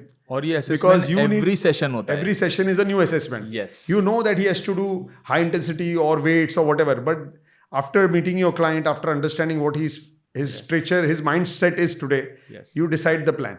Yes. It's very interesting, na? So this is something that this is very interesting. Yeah, if you are into body building, you know that आज जा करके ये perform करना है, because इतने time बाद मुझे stage पे उतरना है, ये मसल मुझे शो करने हैं, बट फिटनेस में not required. In fact I would say कि ट्रेनर्स को एक सरप्राइज देना चाहिए अपने मेंबर्स को कि आज आप क्या करवाने वाले हो। फॉर एग्जांपल, अगर वो क्लाइंट को वो बॉडी पार्ट नहीं पसंद है, वो स्किप कर देगा, मुझे पता है आज जा करके मुझे ये बॉडी पार्ट। Legs usually लोग skip करते हैं. लेग स्किप कर देते हैं। Correct. And surprise nobody है skips dumbbells. Correct. So basically now I've understood this point. Okay, so fitness also has another outsourced thing known as supplements. Okay, and I also understand that you have your own supplement. Brand, The brand is there. न्यूट्रिशिया। So how? I just want you to talk a little bit about supplements. And supplements are whey, BCCA, and all those other things. If you can just give us an idea about what are these supplements and how you're supposed to have them. And the last part is, how is your product better than these other people? Okay, Is what I want to know. Supplement first I explain, एक story से बताता हूँ मैं, जैसे कि example से देता हूँ मैं। हम एग्जाम में पेपर लिखते हैं, तो आपका जो फुल स्केप है जो फिल हो जाता है, उसके बाद आप सप्लीमेंट मांगते हो एग्जामिनर से कि ये फिल हो गया, राइट? तो इसी तरह से अगर आपके डाइट में आपको लग रहा है कि अब मैं और डाइट में प्रोटीन ऐड नहीं कर सकता हूँ, ये फुल हो गया, बट मेरा वर्कआउट और ज़्यादा है, आई नीड मोर प्रोटीन, तब आपको सप्लीमेंट ऐड करना है। तो supplement is just a source of protein जो आपके बॉडी को रिपेयर करने में काम आ रहा है, ये आपकी बॉडी को बिल्ड नहीं करेगा। सो लोग ये मिस्टेक करते हैं कि धड़ाधड़ प्रोटीन लोड करना शुरू कर देते हैं कि ये मसल बिल्ड होगा। नहीं, उसमें बहुत सारे चीज़ें इन्वॉल्व है। आपका जेनेटिक मैटर करता है, आपका बॉडी टाइप मैटर करता है, आपका वर्कआउट है, रेस्ट है, न्यूट्रिशन है, सब कुछ है, सिर्फ सप्लीमेंट नहीं है। तो लोग ये सोचते हैं कि ये फला ने ये सप्लीमेंट ले रहा है, उसकी बॉडी ऐसी बन गई है, हमें ये सप्लीमेंट ले लेना है और हमारी भी बॉडी बिल्ड हो जाएगी। पहले आपके वर्कआउट के लेवल को समझना, वेजिटेरियन हो नॉन वेजिटेरियन हो, आपके बॉडी में अगर प्रोटीन कम पड़ रहा है, उसमें भी आते हैं कैलकुलेशन के इतना ग्राम बॉडी वेट के हिसाब से इतना प्रोटीन जाना ही चाहिए। इट्स नॉट नेसेसरी, डिपेंड करता है आपकी एक्टिविटी क्या है। अगर आपकी एक्टिविटी कुछ है ही नहीं, आपने जस्ट स्टार्ट किया है और आप डायरेक्टली 1 LB के हिसाब से 1 ग्राम आप लोड करो, फॉर एग्जाम्पल आपका 80 kg वेट है और आप 160 ग्राम प्रोटीन डाल रहे हो, देयर इज नो पॉइंट। जो एक्स्ट्रा है वो तो एज अ कैलोरी काउंट होगा। Correct. भले कार्बोहाइड्रेट की कैलोरी 9-10 कैलोरी काउंट हो गए, प्रोटीन की 4 हो गए, और वो एज अ कैलोरी काउंट होने वाली है, वो आपको जा करके मसल बिल्ड नहीं करेगा। अब आते हैं क्वालिटी ऑफ प्रोटीन के ऊपर। सो बहुत तरक्की कर रहे हैं हम लोग, सब कुछ इंडिया में मैन्युफैक्चर हो रहा है, पहले सब कुछ बाहर से आता था। जितने भी बड़े ब्रांड्स है, आई थिंक कोविड के बाद से अभी almost all brands Are manufacturing here. हाँ, यहाँ पर ही हो रहा है। क्वालिटी का ऐसा है कि अगेन ये भी कंट्रोवर्शियल है, कुछ भी बोलूँगा तो सब, मैं खुद ब्रांड लेकर के बैठा हूँ, बट क्वालिटी चेक, जैसे मैं मैन्युफैक्चरर जब आई वॉज हंटिंग, ऑलमोस्ट 9 से 10 मैन्युफैक्चरर मैंने हंट किए। सो यही था कि सर आप फॉर एग्जांपल एक स्कूप में 25 ग्राम्स प्रोटीन होता है, आप 25 क्यों डाल रहे हो? आप 16-17 डाल दो, आपको डब्बा इतने में कम पड़ जाएगा। सो बहुत से ब्रांड्स हैं, the box cost. यस, तो लिटरली बहुत चोरी वगैरह हो रही है इसके अंदर, क्वालिटी ऑफ प्रोटीन के अंदर चोरी हो रही है, नंबर्स में चोरी हो रही है। बट हमारी आदत ये है कि हम ये देखते हैं कि डब्बा कितने का बैठा और उसमें कितने स्कूप है और कितना प्रॉफिट है। और वैसा नहीं है। क्वालिटी ऐसा है, जो सालों से ले रहे हैं, जिनका फिटनेस लेवल ऐसा है, तो उनको आइडिया आ जाता है कि ये प्रोटीन काम कर रहा है, नहीं कर रहा है, या कैसे है। और इन जनरल नहीं आता है। So these protein that is getting manufactured in India, is it controlled by FSSAI or all these people? है, बट इतना स्ट्रिक्ट नहीं हुआ है, आई थिंक होना चाहिए। अभी आई थिंक एक डॉक्टर ने जो रिपोर्ट की थी, बहुत वायरल भी हुआ वीडियो के, 32 ब्रांड्स हैं जो फेक है, बहुत अच्छा हुआ, स्टार्ट हुआ एटलीस्ट उसका, आई थिंक अब होना चाहिए, बिकॉज जो मेरा मैन्युफैक्चरर उसने भी बोला था कि सर वेरी सून ये होगा करके, जो मैंने फाइनलाइज किया है। ओह, और उसके बाद में भी जब एवरी लॉट आता है NABL लैब के अंदर हम भेजते हैं फिट न्यूट्रिशन प्रोडक्ट को, उसको टेस्ट करते हैं कि उसमें है या नहीं। हालांकि भरोसा है, वो ऑलरेडी एक्सपोर्ट कर रहा है, दूसरे लोगों के लिए प्रोटीन बना रहा है, but still I do really check, और मैं खुद भी वो चीज़ को यूज़ करता हूँ। तो मैंने फिटनेस के हिसाब से प्रोडक्ट बनाया है। और बहुत सारे सेलिब्रिटीज़ इंटरव्यूज़ में बोल देते हैं अबाउट टेस्टोस्टेरोन, अबाउट क्रिएटिन, बहुत सी चीज़ें। आई थिंक थोड़ा सोच करके बोलना चाहिए। I won't take the name of celebrities, काफ़ी टॉप सेलिब्रिटीज़ है, रिसेंट में बहुत से इंटरव्यूज़ वो लोग ने दिए। What are they saying? Example मैं क्रिएटिन से लेता हूँ, चलो टेस्टोस्टेरोन तो हायर लेवल हो गया। टेस्टोस्टेरोन ऐसा है कि उसको अगर आप सुन भी लो तो उसको लेना थोड़ा लेट है, ले रहे हैं यंगस्टर आज भी ले रहे हैं, उसके ऊपर भी आई थिंक गवर्नमेंट ने एक्शन लेनी चाहिए। टेस्टोस्टेरोन इतना इजीली अवेलेबल है कि यार आप ऑर्डर करोगे आपके घर के ऊपर केमिकल्स आ जाएंगे।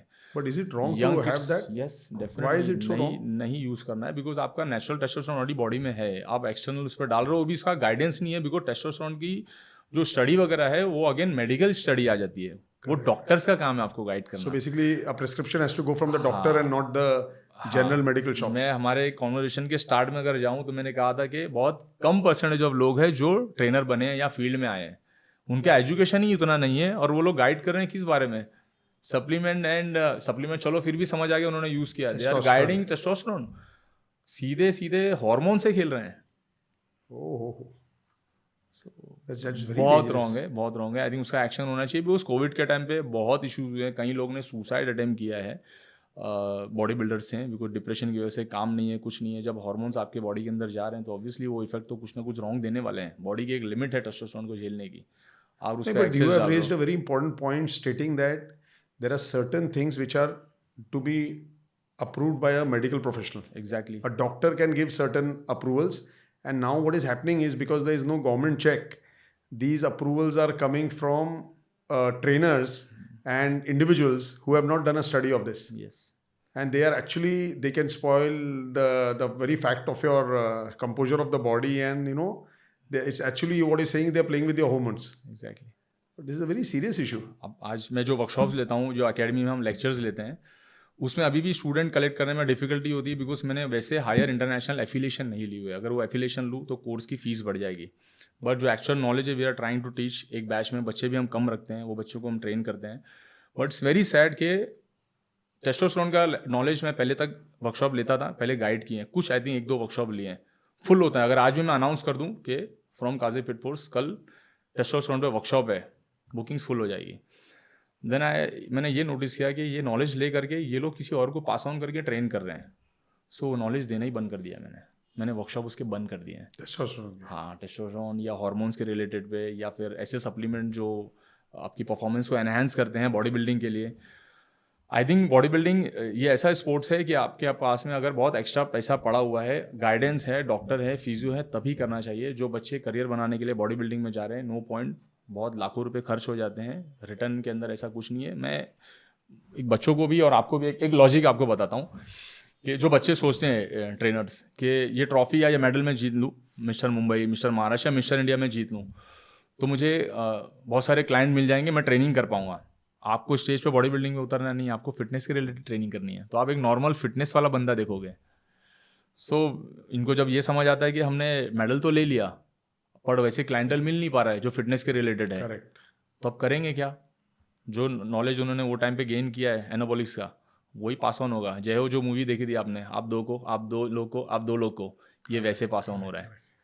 अब यही 2-4 बच्चे और तैयार करेंगे, फिर वो 2-4 बच्चे तैयार होते हैं, वो 2-4 बच्चों को और दे रहे हैं, तो ऐसे सेल्फ मेड कोच रेडी होते जा रहे हैं और वो वही बच्चों को ट्रेन करते जा रहे हैं। Oh, interesting. सो एनाबॉलिक सेल कर रहे हैं, उसमें कमीशन आ जा रहा है। जो बच्चों को तैयार कर रहे हैं, मेडल का जो ख्वाब दिखा रहे हैं, अभी सी हार्डली फ्यू परसेंटेज ऑफ बच्चे हैं जो वहाँ तक पहुँच पाते हैं। बाकी तो स्ट्रेस के अंदर उनसे क्या ही हो पाए, और बॉडी को हार्म कर रहे हैं वो लोग। कहीं पेरेंट्स आते हैं हमारे पास में कि जिम में बच्चा आना शुरू हुआ है और उसके बाद से बहुत एग्रेसिव हो गया है, थोड़ा अलग तरीके से बिहेव कर रहा है, ये क्या बातें हैं? परफॉर्मेंस एनहांसिंग ड्रग्स लोग जो तो यूज़ कर रहे हैं। So now, so just tell me, you have said that you have your clients for last 10 years. 10 years is a big time. How do you usually motivate your clients that, they are continuously exercising and they are following their fitness routine? See, it's all about 10 years is a big time, right? Big time. And as you've said that you have multiple clients, how do you motivate them? हाँ, है So मेरे that the way you are motivating them, if everybody can hear, Yes, what keeps them going, so everybody will keep going, you know. Almost सब clients मेरे को बोलते हैं, specially 2-3 है श्रुति और दूसरे क्लाइंट्स तो मुझे बोलते हैं कि नासिर तुझे ना डबल चार्ज करना चाहिए। क्यों? फिजिकल ट्रेनिंग तो दे रहा है, ट्रेनिंग दे रहा है, बट जो मेंटली जो हमारा हमको मोटिवेट करता है, जो ट्रेन करता है, charge your fees double. So mentally आपको जो तो मोटिवेट करना बहुत ज़्यादा ज़रूरी है। फिजिकली इतने सालों से मैं ट्रेन कर रहा हूँ, फिटनेस लेवल उनका पता है, बट अप्स एंड डाउन जो मेन आते हैं। So what is this mental motivation? Can you mental explain? Motivation example ये है कि फॉर एग्जांपल आज आप आए हो वर्कआउट के लिए, बोले हो कल मेरा स्लीप भी नहीं हुआ है और मैं बहुत ज़्यादा टायर्ड हूँ, बहुत ज़्यादा स्ट्रेस है, आज भी मेरे मीटिंग बहुत ज़्यादा लाइनअप है और बस आ गया हूँ मैं जिम के अंदर। अब अगर आप जो चीज़ उनको पसंद नहीं है वो चीज़ आप एक्सरसाइज करा रहे हो या ऐसी एक्सरसाइज करा रहे हो कि इसके बाद में वो बंदा काम पर ही ना जा सके, तो नेक्स्ट टाइम तो वो आने की हिम्मत ही नहीं करेगा आपके पास में कि मैं टायर्ड था, उसके बाद में मैं वर्कआउट के लिए तो चला गया, उसके बाद में मैंने हालांकि शेड्यूल बताया था अपना कि मेरा ये एक शेड्यूल है, उसके बाद तो घर पे आकर के सोना पड़ा क्योंकि आपने जो फिक्स पैटर्न सोचा हुआ था मंडे को आज कराना है, आपने वही करवा दिया। Again back to assessment. तो आपको ऐसे एक्सरसाइज करानी है कि वो थोड़ा बेटर फील करें। एग्जाम्पल देता हूँ मैं, किक बॉक्सिंग कॉम्बैट स्पोर्ट्स हैं, लेकिन एक कार्डियो किक बॉक्सिंग और एक फिटनेस किक बॉक्सिंग होता है। Basic light punches and kicks वगैरह किया, आप थोड़ा लाइट फील करते हो, तो वो चीज़ ज़रूरी नहीं है आपको बेंच प्रेस स्क्वाट डेडलिफ्ट मार करके इसको भेजना है।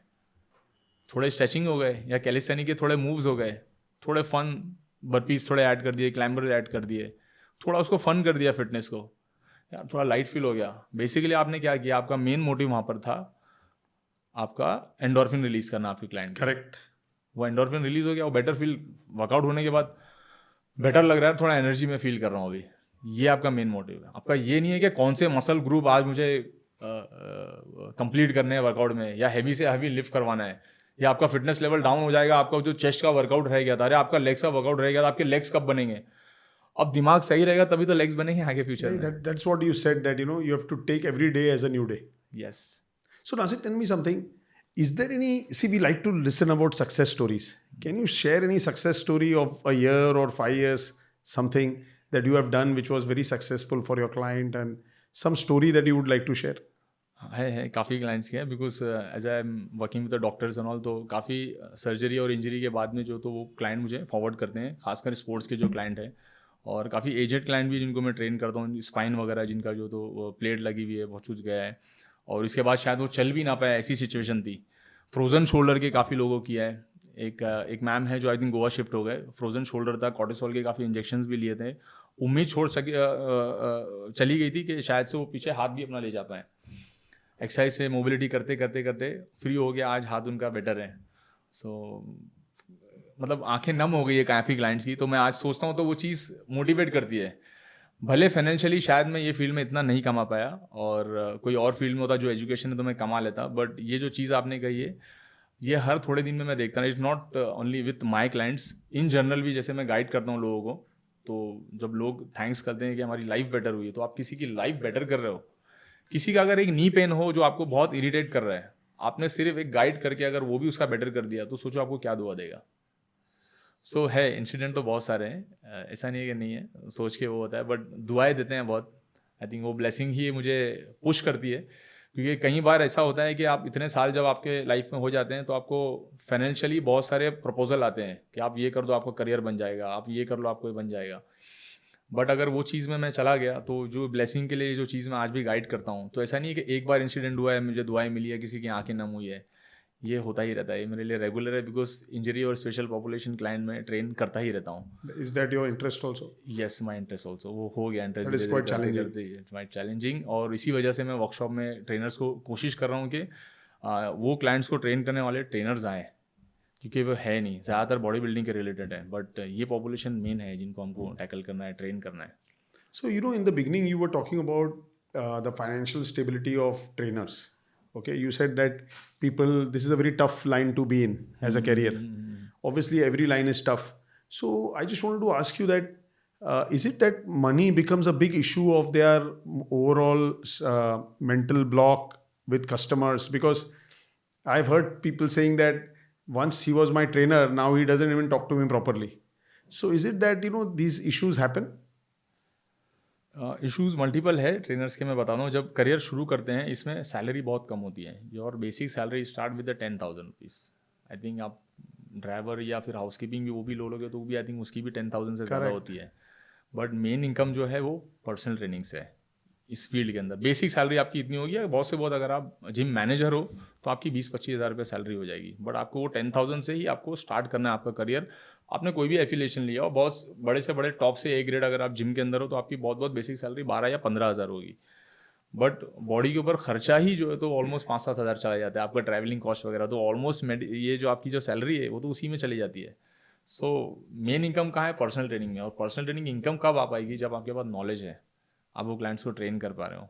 तो ट्रेनर्स को वो नॉलेज गेन करने के लिए बहुत पेशेंस चाहिए। आप एक दिन में नहीं कि आपने सर्टिफिकेट ले लिया। फर्स्ट ऑफ ऑल स्टार्ट ही वैसा हो रहा है कि जैसे मैंने कहा कि सर्टिफिकेशन की जो दौड़ चली है, इतने सारे अकेडमी है, हर गली में अकेडमी है, बहुत सारे अकेडमी, इतने सारे सर्टिफिकेशन है, आप कंफ्यूज हो जाओगे। हाँ करो। और कहीं ट्रेनर्स मेरे पास में आते हैं कि सर हमने 10 सर्टिफिकेशन किए, 12 सर्टिफिकेशन किए, पर वो सर्टिफिकेशन सिर्फ फाइल के अंदर है। अगेन प्रैक्टिकल नॉलेज नहीं है, और वो नॉलेज आने के लिए बहुत टाइम लगता है। मैं आज भी सीखता रहता हूँ काफ़ी knowledge. I am very lucky कि जितने मेरे क्लाइंट्स हैं, जब भी कोई नई चीज़ आती है, वो चाहे इंस्टाग्राम पे हो, चाहे फेसबुक पे हो, या फिर कहीं वेबसाइट पे देख लिया, वो लिंक भेज देते हैं, तो मेरा नॉलेज अपग्रेड होता रहता है। मैं अभी भी स्टडी करता रहता हूँ क्योंकि उतना टाइम नहीं मिल पाता है। बट क्लाइंट्स इतने ज़्यादा मैंने मोटिवेट कर दिया है 10 साल से कि अभी वो लोग खुद हंट करते हैं, नासिर ये नया आते को पता है, नहीं पता था, हमने ढूंढ के दिया। तो इट्स बेनिफिट फॉर मी कि मेरे को सीखने के लिए मिल रहा है। तो मैं यही बच्चों को बोलूँगा कि आप नॉलेज सीखो, और ये मत सोचो कि ये वक्त निकल जा रहा है और फिर हम अगर ये वक्त निकल गया तो हम पैसा कब कमाएंगे। पहले तो डिसाइड कर लो कि ये फील्ड में करियर बनाना है क्या।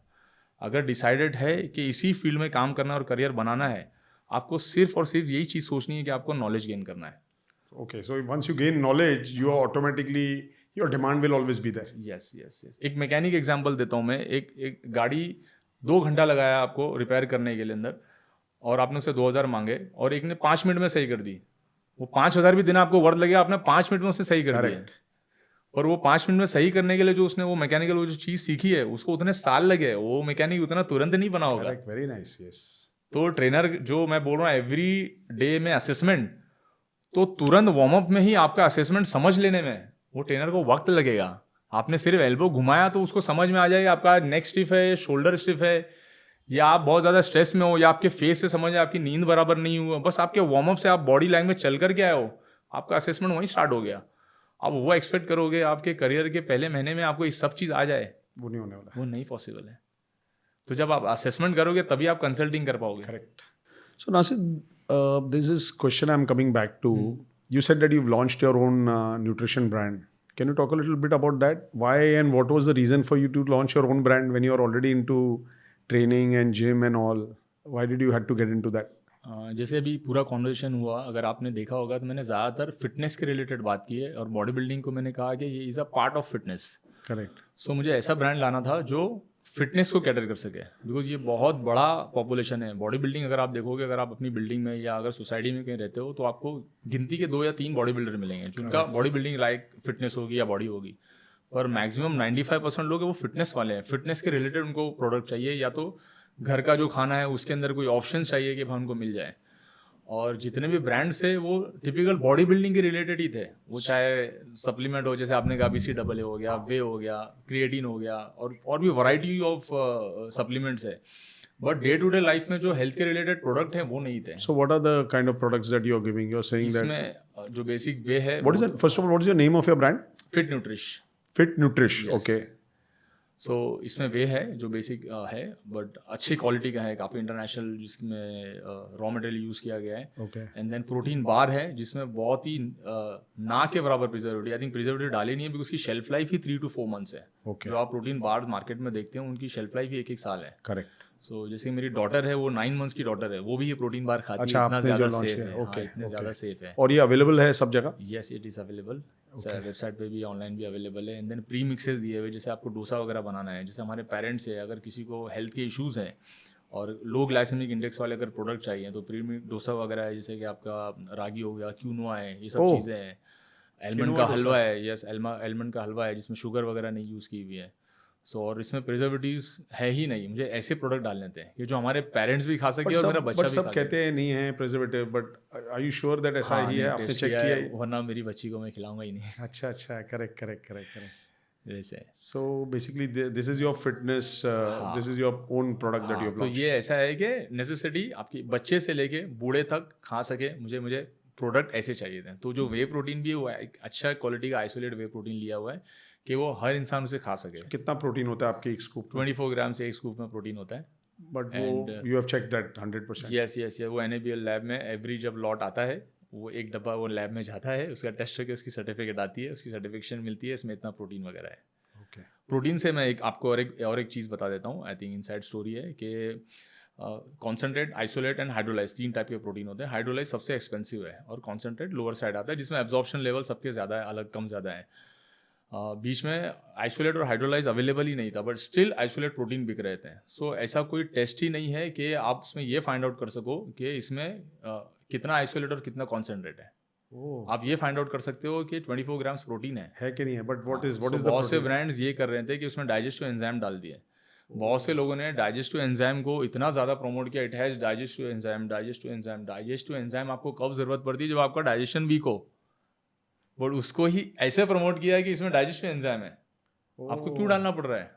आपका क्वालिटी रॉ मटेरियल का इतना अच्छा रखो कि आपको एंजाइम ही ना डालने पड़े।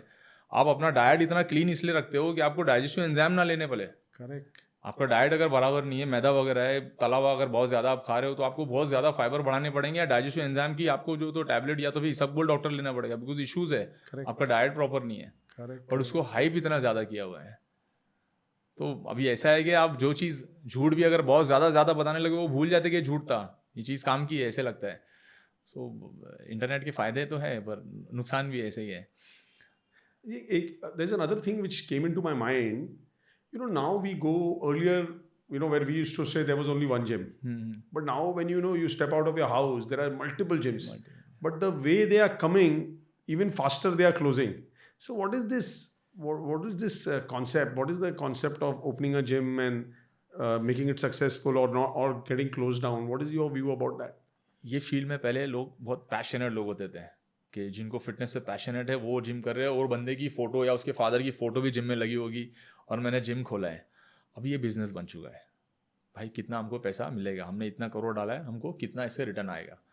बट ये बिज़नेस को समझ वही पाएगा जो इसको रिलेटेड पैशनेट है। सर्विस इंडस्ट्री है, कैसे सर्विस देना है, क्या है, वो एक कैलकुलेट फार्मूला है, वो चीज़ समझ लेंगे।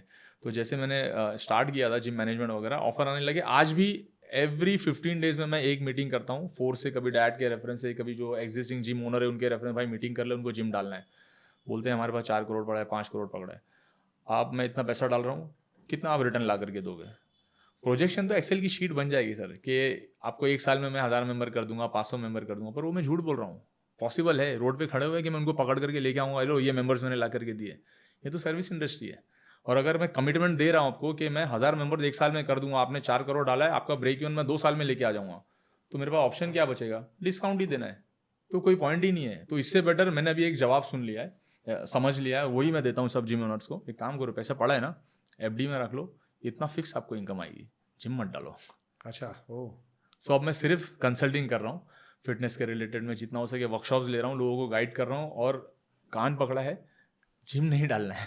अच्छा, या अगर खुद का पैसा आ जाए तो वो तरीके से करूँगा। इसलिए मैं I am coming up with ReLife करके एक फिटनेस स्टूडियो, जिसमें rehab, sports, nutrition, pain management, जहाँ पर फिजियो होंगे, डॉक्टर्स होंगे, ट्रेनर्स होंगे। ये कहाँ पे कर रहे हैं आप? ये वडाला कफ रेड में ऑलरेडी काम शुरू हो रहा है। आई थिंक मिड जून में इसका ओपनिंग हो जाएगा।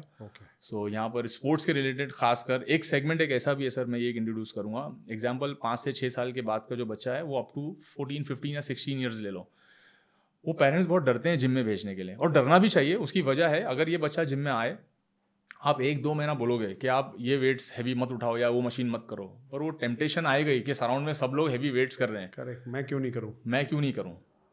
और उनके लिए वैसा फिटनेस के रिलेटेड, स्पोर्ट्स के रिलेटेड सेंटर ही नहीं है। तो क्या है, आउटडोर में आप जाओ, ग्राउंड पे भाग लो। एक वेरी सैड, मैं नाम नहीं लूँगा, एक महाराष्ट्र लेवल के कोच है, उनका स्टूडेंट मेरे पास में आया था, बट वो लेफ्टी है, बट उसको राइट साइड में वेट जो तो फॉरवर्ड टिल्ट हो रहा था, व्हेन ही वाज रनिंग, तो बॉडी टिल्ट थी। उसको कोच ने क्या एडवाइस दी है कि आप लेफ्टी हो, एवरीडे 20 मिनट राइटी भी करो, सेट हो जाएगा। कैसे पॉसिबल है? उसके पॉस्चर बराबर नहीं है, उसके पॉस्चर बेटर करने हैं।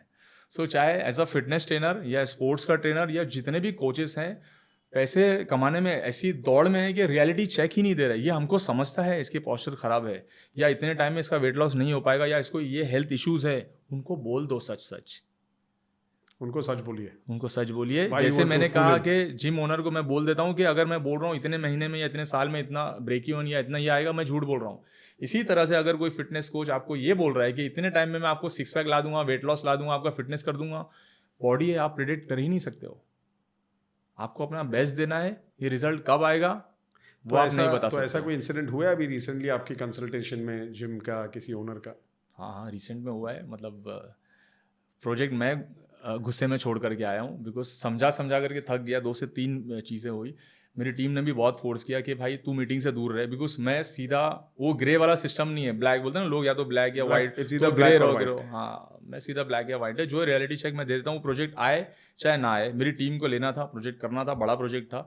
बट ओनर का ऐसा ही था कि भाई आप कितना इनकम ला करके दोगे, और जिम पूरा मैथअप था, उसको वर्कशॉप की ज़रूरत थी, ट्रेनर्स को ग्रूम करने की ज़रूरत थी, मशीन को जो तो अपग्रेड करने की ज़रूरत थी, और पूरा सिस्टम जो फिटनेस का प्रोग्राम है वो बनाने की ज़रूरत थी। बस ओनर को यही इंटरेस्ट था, रिटर्न कितना आएगा, पैसा कितना आएगा, आपको कितना चाहिए आप बोलो, आपकी सैलरी उतनी ले लो, बट मेरे को रिटर्न ला के दो। तो टीम थोड़ा सोच ली कि सर पैकेज तो बड़ा मिल रहा है, इतना प्रीमियम ए ग्रेड जिम है, 6 महीना चला दे, नहीं हुआ तो नहीं चल पाएंगे, ना चला बोल देंगे। आज तक वो धप्पा लगा नहीं है मेरे उस पर कि ये नासिर ने ये पैसा फेल हुए हैं या फेल हुआ है। मैं वैसा काम ही नहीं, जहाँ लग गया कि नहीं ये थोड़ा डाउटफुल लग रहा है, मैं रियलिटी चेक दे देता हूँ। वो भरोसे के बाद में भी अगर उस काम करना है तो कहिए। बट वो चीज़ मैंने समझ ली कि बहुत डिफिकल्ट है। इसने बहुत इज्जत दी है फील्ड ने मुझको, उसका रिटर्न में मुझे देना है कुछ ना कुछ। ये रीज़न है कि अकेडमी से मैं एक छोटी स्टोरी दे दूंगा, लंबा होता जा रहा है। बट आई रिमेंबर 2002 में जब मैंने कहा कि फ्रेंड्स को ट्रेन करा था, सबने कहा कि ट्रेनर बन जा, पर पैसे नहीं थे कि फिटनेस ट्रेनर का कोर्स कर सके। वेस्टर्न के एक जिम में लोखंडवाला में आई वेंट फॉर इंटरव्यू, मैंने बायोडाटा बनाया, इतने लोगों में ट्रेन कर रहा हूँ, मैंने ये नेशनल लेवल फाइट्स की हुई है, मैं किक बॉक्सर हूँ और मैं ये सब है। दे सेड कि आपके पास कोई सर्टिफिकेशन है? ऐसे नहीं है, ठीक है, will call you. I turn, mirror से मैंने देखा, वो बंदे ने ना रेज्यूमे मेरे कचरे के डब्बे में डाल दिया। आँख नम हो गई थी। सोचा था यार किसी दिन मेरे जैसे किसी को ये सर्टिफिकेट की वजह से कचरे के डब्बे में ना जाए। जो लोग पैशनेट काम करना चाहते हैं ना, उनके लिए मैं कुछ तो करूँगा। वो अकेडमी तो एक जिद है अंदर में, तो अभी भी थोड़ा वो लग रहा है, पर आज तो वो इंसिडेंट ना, I understand, but that was be very very calm की ज़रूरत थी। मिरर से देखा मैंने, वो कचरे के डब्बे में उन्होंने डाल दिया है। बट आज मैं चाहता हूँ कि किसी बच्चे को अगर इस फील्ड में करियर बनाना है, उसको ये चीज़ ना होने पड़े। तो बहुत से बच्चे, इट्स ओके, बहुत से बच्चे आते हैं कि बहुत स्पोर्ट्स खेला है, बॉडी एथलेटिक है, सब कुछ है, बट बात नहीं कर सकते हैं और अफोर्ड नहीं कर सकते हैं कि हम इसमें सर्टिफिकेशन कर पाए। पर सर जीना मरना हमको करियर तो फिटनेस में बनाना है, मेरे को वो बच्चे चाहिए। अच्छा, वेरी गुड, कि उनमें से मैं एक हूँ। और स्पोर्ट्स के रिलेटेड में इतनी सारी चीज़ें आज आ गई है, क्रिकेट लो, कबड्डी लो, बहुत सारी चीज़ें हैं, पैसा है, फेम है, सब कुछ है, पर इसके जो कोच है वो सिर्फ पैसा कमाने में लगे पड़े हैं। तो एग्जाम्पल, एक कोच अगर ग्राउंड पे 100 बच्चों को ट्रेन कर रहा है, मैं 100 बोल रहा हूँ, 50 को मिनिमम एक कोच करता ही करता है। वो 50 में से 2-5 लोग ही आगे एक्सेल कर पाते हैं। उसका रीज़न ये है बिकॉज ऑलरेडी उनका फिटनेस लेवल वो लेवल का है, जेनेटिक वो ब्लेस्ड है, सीख टेक्निक सब रहे हैं। पर फिटनेस में लोग ये सोचते हैं कि ग्राउंड फिटनेस में सब आ गया। नो, इंडोर फिटनेस आ गया। अब जब विराट कोहली को आप देख रहे हो तो उसका पूरा न्यूट्रिशन देखो, उसका फिटनेस देखो, वो विराट कैसे बना है, कितने साल में बना है। पेरेंट्स की भी गलती है, पेरेंट्स सोचते हैं कि फटाफट हमने सब कोच हायर कर दिया तो विद इन 6 महीने में हमारा बच्चा रेडी हो जाए। बट अगर आप समझो आज जो 10 साल या 12 साल की एज पे आज स्पोर्ट्स शुरू किया है, सुबह से वो पता चला कि सुबह कर रहा हूँ मैं, बचपन से पता चला कि वो सिर्फ गैजेट में था, अभी ग्राउंड पे आया है, तो वो कैसे 6 महीने के अंदर जो तो इतना स्पोर्टी हो जाएगा। सो जो आपका ट्रेनिंग शुरू होती है वो 3 साल 4 साल से हो जाती है। वहाँ पर फाइबर मसल, मेरे जो सीनियर थे डॉक्टर मोरे, उन्होंने मुझे बताया था कि अप टू 11 ईयर्स आपके जो फाइबर के नंबर्स हैं वो गेन होते हैं, जो हार्मोन से आपके मल्टीप्लाई होते हैं। उसके बाद आप फाइबर मसल का साइज बढ़ा सकते हो, नंबर्स नहीं बढ़ा सकते। जो फाइबर, जैसे आप ब्रूस ली लोग या फाइबर मसल्स दिखते हैं, जो फाइबर नंबर ऑफ फाइबर, एक रस्सी होती है, सिंगल रस्सी ऐसे टूट जाएगी। अब बहुत सारे रस्सी के धागे ज्वाइंट हो तो वो नहीं टूट पाएगी रस्सी। तो वो फाइबर की जो नंबर्स हैं वो एज तक ग्रो होते हैं। टिल तो 11 वो, years। हाँ, तो बच्चे की वो एज में हम पैम्पर करके उसको ओबीस बना देते हैं। वो एज में उसका राइट न्यूट्रिशन, उसकी राइट एक्टिविटी जरूरी है, वो जिंदगी भर आपको दुआ देगा। Oh this is something very unique actually. हाँ, अब फादर को मैं हमेशा पूछता था कि आप इतना प्रोटीन पे या एग खाओ, ये क्यों करते हैं? बॉयल एग उनका फिक्स है, रात में आए तो आप खाओ करके। तो मैंने एक दिन पूछ लिया, जब नॉलेज आया सब आया, बचपन में रोज आप रात में आके मारते थे कि तेरा एग वो क्यों खाया क्यों नहीं तूने, या फिर वो दाल है कटोरी तूने पिया क्यों नहीं, मम्मी ने दिया। बोले मैं जब भी ये सब खाता था तो मैं एनर्जी फील करता था, मैंने परफॉर्म किया है, स्विमिंग की है, वॉलीबॉल वगैरह खेला है, और ये सब चीज़ से हार्मोन बेटर होते थे। आई सोच के तुम्हारे भी हार्मोन्स बेटर हो जाए, तुम और बेटर हो जाओ। Thank you. So that has helped you. हाँ, हेल्प यू। उनको टेक्निकल नॉलेज नहीं था, but he could understand that from practical experience. Practical addition उनको था। तो वो चीज़ बहुत ज़रूरी होगी। तो थियरी हम जो चीज़ देख रहे हैं, पढ़ रहे हैं, सुन रहे हैं, प्रैक्टिकली जब उसको अप्लाई कर रहे हैं, वो देखो तो वर्क कर रहा है नहीं कर रहा है, ब्लाइंडली नहीं फॉलो करना है। So basically what you're saying is that you're already consulting gyms, yes, and you're not what you're trying to say is that you don't give them any commitment of return, but you say that I will do the right thing and the money will flow. Yes. Is this what you're trying to say? Trainers को मैं यही बोलूँगा कि अपने खर्चे बहुत ज़्यादा मत बढ़ाओ। आपको अगर फील्ड में करियर बनाना है, बहुत ज़्यादा लोन पे EMI पे चीज़ें मत लेके रखो। It takes time. ये फील्ड में टाइम लगेगा, बिकॉज नॉलेज एक दिन में नहीं आएगा। आप पूरी बॉडी को समझ रहे हो, उसके अंदर जो तो इतने सारे प्रॉब्लम्स होते हैं, किसी को इंटरनल है, एक्सटर्नल प्रॉब्लम है, हेल्थ के इश्यूज है, ब्रीदिंग का इशू है, हार्ट का इशू है, किसी को जो तो डायबिटीज़ वगैरह है। इतनी सारी चीज़ें आपको सीखनी है, फिटनेस की इतनी सारी चीज़ें, उसको टाइम लगेगा। आप टाइम दो, तो वो टाइम पीरियड के अंदर आप अपने एक्सपेंसेस उतने ना बढ़ाओ। Correct. अगर आप एक्सपेंसेस बढ़ा दोगे तो शॉर्टकट दोखोगे ही। जब आपके पास 1 से 2-3 क्लाइंट छोड़ोगे, चौथे क्लाइंट को बोलोगे हाँ सर इतने महीने में आपका वेट लॉस या 6 पैक बना दूंगा, इतना पैसा लूँगा, क्योंकि आपको पता है भी उतनी EMI भरनी है। थोड़े दिन तक आप सच बोल पाओगे, बाद में चीटिंग शुरू हो जाएगी। अब मुझे ज़रूरत ही नहीं पड़ती, खर्चे ही नहीं बढ़ाए हुए वैसे। अच्छा अच्छा। तो शॉर्टकट आते हैं, सर इतना दे देंगे। कई बार ऐसा होता है कि बैग में लेकर के 1-2 लाख रुपए आते हैं, सर शादी आ रही है 3 महीने में फटाफट कम करना, पैसा रखो जाओ। There's a very interesting thing I wanted to ask you. So when you're training in the gym, after you get a little free with your trainer, he starts to push you for whey proteins and this. So what is your message to the youngsters out there when the trainer pushes you? I do not know, maybe it's genuine or what is the reason for that. How do they have to tackle that? Because sometimes, because he's your trainer, you want to oblige him. And maybe the trainer has some other thought in mind. But how does somebody handle this? Or is it the right thing to do? नहीं है right thing. वो push करने के 2 reason है। पहला, या तो client इतना ज़्यादा रिजल्ट के लिए पुश करता है कि ट्रेनर या तो प्रोटीन, क्रिएटिन, एनाबॉलिक्स, कुछ ना कुछ फैट बर्नर, कि यार रिजल्ट अभी ट्रेनिंग में इससे ज़्यादा इसकी बॉडी से नहीं निकलवा सकता हूँ। अभी क्लाइंट इतना पुश कर रहा है तो परफॉर्मेंस एनहांसिंग के लिए इसको कुछ ना कुछ तो देना पड़ेगा। एक तो पहला रीज़न वो होता है। दूसरा, ट्रेनर के साइड का, जैसे मैंने कहा खर्चे इतने बड़े हुए, अब इनकम कैसे निकाले? ट्रेनिंग से और सैलरी से निकल नहीं पा रहे, चलो सप्लीमेंट बेच के, ये बेच करके हम जो तो पैसा निकाल लें, तो एक वो रीज़न से दे देते हैं। और ट्रेनर्स को मैं ये एक एडवाइस दूंगा कि न्यूट्रिशन और ट्रेनिंग बहुत बड़े पार्ट है। पहले तो मैंने कहा ट्रेनिंग सीखने इतना टाइम लगेगा, पर ट्रेनर ये सोचते हैं जो सर्टिफिकेट मिल गया उसमें हमने न्यूट्रिशन भी सीख लिया और हमने ये भी सीख लिया। इतने साल 20 साल के बाद में भी मैं न्यूट्रिशन नहीं देखता हूँ। मेरी टीम में इशिता मैडम है, उनको या फिर मेरे पहचान में जो लोग हैं जो डाइट देखते हैं, जो स्पेशल पॉपुलेशन हो चाहे स्पोर्ट्स को, तो न्यूट्रिशन में भी डिफरेंट डिपार्टमेंट है। एक न्यूट्रिशनिस्ट सब कुछ नहीं देख सकती है, तो एक ट्रेनर कहाँ से देख लेगा?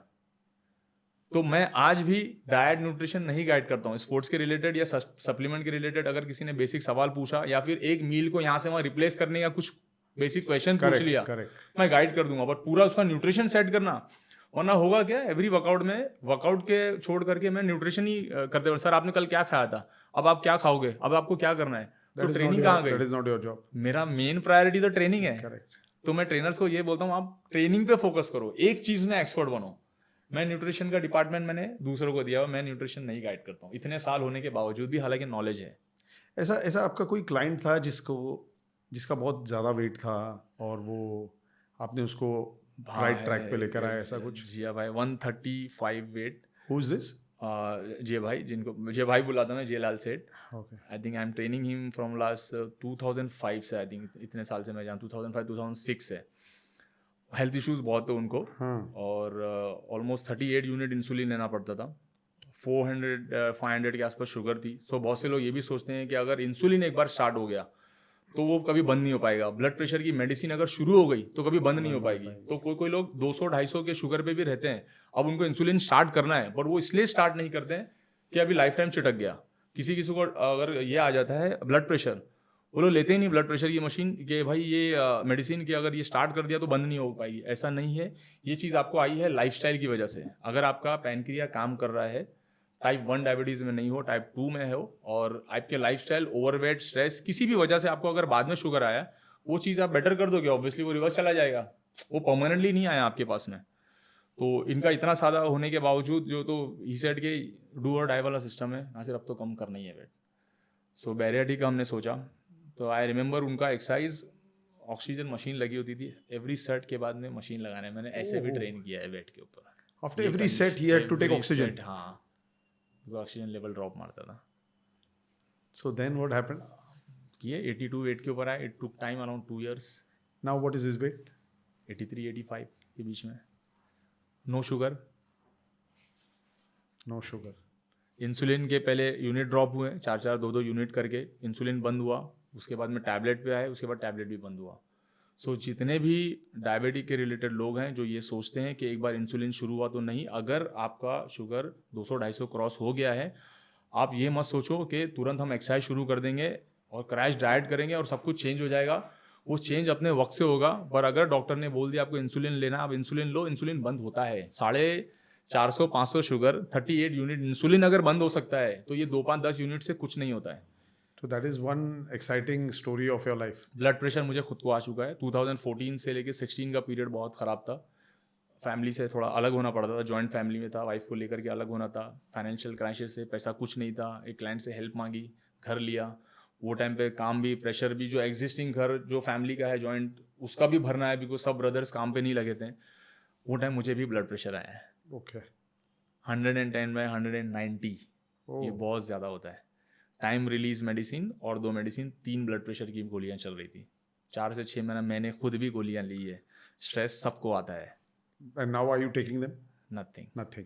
विद इन 6 मंथ उसे बाहर आने की कोशिश की। तो एक बहुत बड़ा मैसेज दूंगा जो मैंने भी किया है। हम लोग प्रॉब्लम जो है उससे भागते हैं, उसको फेस करना है। नहीं फेस कर सकते हो ना, तो आपके जो सीनियर है, एल्डर है, उनसे डिस्कस करो और फेस करवाओ, और फिर देखो कि करंट में हमको कौन से प्रॉब्लम को सॉर्ट आउट करना है। और ये तो इसको टाइम लगेगा, इसको टाइम लगेगा, माइंड सेट कर लो, क्योंकि जो टाइम लगने वाला वो टाइम के साथ ही सॉल्व होने वाला है। Correct. उसको सोच सोच करके कोई पॉइंट नहीं है। टेस्टोस्टेरोन का जैसे मैंने कहा था, सो एक मेरी एक स्टोरी मैं बताता हूँ कि बॉर्न से मुझे एक टेस्टिकल स्टमक में रह गया था, और डॉक्टर ने कहा था कि विद इन 6 मंथ वो टेस्टिकल आपको निकालना है। पेरेंट्स को, पेरेंट भूल गए, और कहा था कि अगर नहीं नीचे आ पाया तो उसको 6 महीने में आपको जो तो सर्जरी करके निकालना है। पेरेंट्स भूल गए। और हमेशा से मुझे पेन करता था। वोल्टाफ्लेम एक पेन किलर है, एवरी स्क्वाट के बाद में मुझे वो मेडिसिन लेनी पड़ती थी जब भी मैं स्क्वाट करूं, और पता ही नहीं था कि वो स्टमक के अंदर है करके। 2014 जैसे कहा, वो पीरियड बहुत ख़राब गया। तो वो पीरियड में भी मुझे पता चला कि ये पेन क्यों हो रहा है। तो I went for the sonography, neurologist को बताया, तो पता चला एक टेस्टिकल मेरा पेट में है। अब जैसे नॉलेज आ गया कि टेस्टिकल, एक ही टेस्टिकल सर्जरी करके वो रिमूव किया, बायोप्सी किया, चलो कैंसर नहीं है, हो गया, सॉर्ट आउट हो गया। इतने 30 साल से अलग स्टमक में था, फिर भी थैंकफुली मैं बच गया कि चलो कुछ नहीं है। बट ब्रेन में ये आ गया, अब एक टेस्टिकल मतलब टेस्टोस्टेरोन कम प्रोड्यूस होगा। तो जो मैंने कहा, मुझे ब्लड प्रेशर वगैरह आया था, अब स्टडी करना शुरू किया। इतने साल की 15 साल हो गए थे, 14 साल ये फील्ड में, उसके बावजूद डिप्रेशन मुझे आया। अब एक टेस्टिकल है, मेरी बॉडी खराब हो जाएगी। और डॉक्टर की एडवाइस पे I started taking steroids. Oh yes. Okay. क्योंकि अब ये होगा, बिकॉज मूड नहीं आ रहा है, पंप नहीं आ रहा है बॉडी के अंदर, परेशान हो गया। एंड देन फिर वाइफ का प्रेगनेंसी का ट्रीटमेंट चल रहा था। उसी में एक एंडो से मिले टाउन में, डॉक्टर शैला शेख करके, तो उसका ट्रीटमेंट चल रहा था। देन आई वेंट, मैंने डिस्कस किया कि ऐसा ऐसा इशू है और मेरा टेस्टिकल निकाला हुआ है और ऐसा है। तो शी सेड के पहले के कोई पिक्चर्स या फोटोज़ हैं आपके पास? हाँ, नेक्स्ट विजिट में आप लेके आना। नेक्स्ट विजिट में उसका फोटोज़ वगैरह उसमें लेकर के गया। तो उसमें फोटोज़ देखे, उसमें 6 पैक बॉडी, पहले के मॉडलिंग वगैरह के सब कुछ है, बॉडी बिल्डिंग की है। ये टाइम पे आपको पता था कि आपके भाई की टेस्टिकल है? नहीं, इट्स ऑल हेयर। मतलब मैम, ये चीज़ तो आप लास्ट विजिट में भी बोल सकते हो, मेरे फ़ोन में फोटोग्राफ्स है। ये मैंने तुझे करवाना चाहती थी मैं, तो तेरे को इस चीज़ का जो मैंने वजन आता ना, वो वजन अब आया होता कि जो मैंने बोला है। तो 2 हफ्ता मुझे वेट करना पड़ा। अब जाऊँगा, मेरे को जवाब मिलेगा। मैंने फ़ोटो जमा कर लिए, सब किए, इट्स ऑल हेयर। फिर एक न्यूरोलॉजिस्ट ने कहा था कि आप सर्जरी हो चुकी है यहाँ पर, आप स्क्वाट नहीं कर सकते हो। क्या कर सकते हो भाई? आप सिर्फ स्विमिंग कर सकते हो और इंडियन टॉयलेट भी नहीं बैठ सकते हो। तो जिन्होंने सर्जरी की थी, उनको ट्रेन भी करता हूँ, उनके बच्चे को मैं। आई वेंट टू हिम और जब कंसल्ट करने लगा ये ज़रा चेक करना है, तो वो दूसरे साइड, ऐसे लेफ्ट साइड में सर्जरी हुआ, वो राइट साइड में, मैंने हाथ पकड़ा, लेफ्ट साइड में आपने किया था सर्जरी, मैं वही बोल रहा हूँ, भूल जा कोई सर्जरी हुआ था। तो ऐसे भी डॉक्टर्स हैं। ओह वंडरफुल। लाइफ में जो करना है वो कर। Again I went to that other doctor कि तुमने बोला था इंडियन टॉयलेट मत बैठना, स्विमिंग मत करना, मैं तो अभी सब कर पा रहा हूँ, तो वो टाइम डराया क्यों था? तो बोले नहीं वापस सर्जरी करनी पड़े अगर कुछ हो जाता, तो वो बोल दिए होते। Correct. So fear it's all here. So उसके बाद सब एनोब्लिक्स बंद, सब कुछ बंद, it's all here. Brain message मिल गया, थैंकफुल वो डॉक्टर अच्छे मिले, कोच अच्छे मिले, मेंबर्स अच्छे मिले, जो मेरा क्लाइंटल है, मैं बहुत लकी हूँ इस चीज़ को कि सब कुछ अच्छा मिला और अच्छा चल रहा है करके। सो पेशेंस रखना चाहिए। और एक मैसेज दे देता हूँ मैं, जितने जिम ओनर है उनको भी, ट्रेनर्स को भी, और सब मेंबर्स को जो ऑडियंस सुन रही है, तीनों के लिए मैसेज है, फिटनेस पहली बार लाइफस्टाइल बनाओ। इसको अपने पार्ट, जैसे स्टार्ट में भी मैंने कहा, खाते हो, सोते हो, हर चीज़ आप करते हो लाइफस्टाइल में, बस फिटनेस। अब उसको आप टाइम फ्रेम में मत बांधो कि हफ्ते में मेरे को इतने दिन कंपलसरी करना है या मुझको 2 घंटा करना है। जिस दिन आपको 10 मिनट मिला ना, आप 10 मिनट करो। मेन मोटिव जो है आपका एंडोर्फिन रिलीज करना है, आपके मूड को बेटर करना है। ये दिमाग सही चलेगा, बॉडी अपने आप सही चलेगी। तो आपको एक्सरसाइज इसके लिए करना है, फिजिकल सेकेंडरी है, बट जो लोग एक्सरसाइज शुरू करते हैं या करना चाहते हैं, वो पूरा ध्यान उनका फिजिकली होता है कि हमारी बॉडी कैसे बेटर हो जाए, वेट कैसे कम हो जाए, हम कैसे अच्छे लगने क्या लगे। आप इसके लिए करोगे ना, ये बाकी चीज़ अपने आप चलने लगेगी। The by product. और जिम ओनर्स को, अगर आप पैशनेट है तो ही इसमें इसमें डालो। और ऐसे बंदे को देखो, कंसल्ट करो, और ये चीज़ मत पूछो कि आप कितना बिजनेस ला करके दोगे। अगर आपको कोई बंदा ये बोल रहा है कि मैं आपको इतने महीने में इतने बिजनेस ला करके दूंगा, वो झूठ बोल रहा है। बी ऑनेस्ट, सर्विस इंडस्ट्री है, सर्विस दो, मेंबर्स को अच्छी सर्विस मिले। और ट्रेनर्स को यही बोलूँगा, पेशेंस रखो। इसमें करियर में रिस्पेक्ट है, डॉक्टर के लेवल की रिस्पेक्ट है। मैं बैठा हूँ, इतनी बड़ी एग्जाम्पल, फाइट किए मैंने फैमिली से, सबने चिल्लाया कि इसमें क्या करियर है, इतना पढ़ा लिखा है, तू क्या कर रहा है। बट देखो आज ही पॉडकास्ट दे रहा हूँ, बैठा हूँ। तो इट टेक्स टाइम, 20 साल लगे मुझे भी, अभी रिस्पेक्ट मिल रही सबके लिए। हालांकि किया बहुत कुछ है, बट आई थिंक इसके बाद तो अभी तो हर कोई जान जाएगा। तो इट टेक्स टाइम। ये बहुत बड़ी एग्जाम्पल है, 20 साल लगे हैं, और इसमें अपॉर्चुनिटी बहुत बड़ी बड़ी आई है, पैसे को लेकर के, पोजीशन को लेकर के। बट रिस्पेक्ट को मैंने कहीं कॉम्प्रोमाइज नहीं किया। पैसा is not everything, status fame is not everything. Respect बहुत, एक बार चली गई वो वापस नहीं आती है। No, so when we thought that we will have you in our podcast, the main reason was that I got to know that you keep relationship higher than money. You keep righteous approach higher than money, and also that is why I say that we are a channel. We are a channel which is focusing on those people who are underrated, highly underrated. In fact, if I call you with the knowledge that you have given us today on this podcast, you are highly underrated. I've also come to a conclusion that, and when we started this, we wanted to find these, hidden heroes who are doing a lot in this industry, but somehow only the known people who are in every spot are getting visible. But there are a lot of people who make this entire activity go on and on and on. So I think, Mr. Nasir, thank you very much that, you've been a part of our podcast today. And, I'm really thankful that you could take your time out and discuss with us. Not only that I know that you're a great individual, but you have a heart of gold, which I know. Thank you. But also the kind of knowledge that you're having, I think the time that we've spent is already too less. Yes. We should be talking once again on this. Thank you. Thank you very so much. Thank you so much.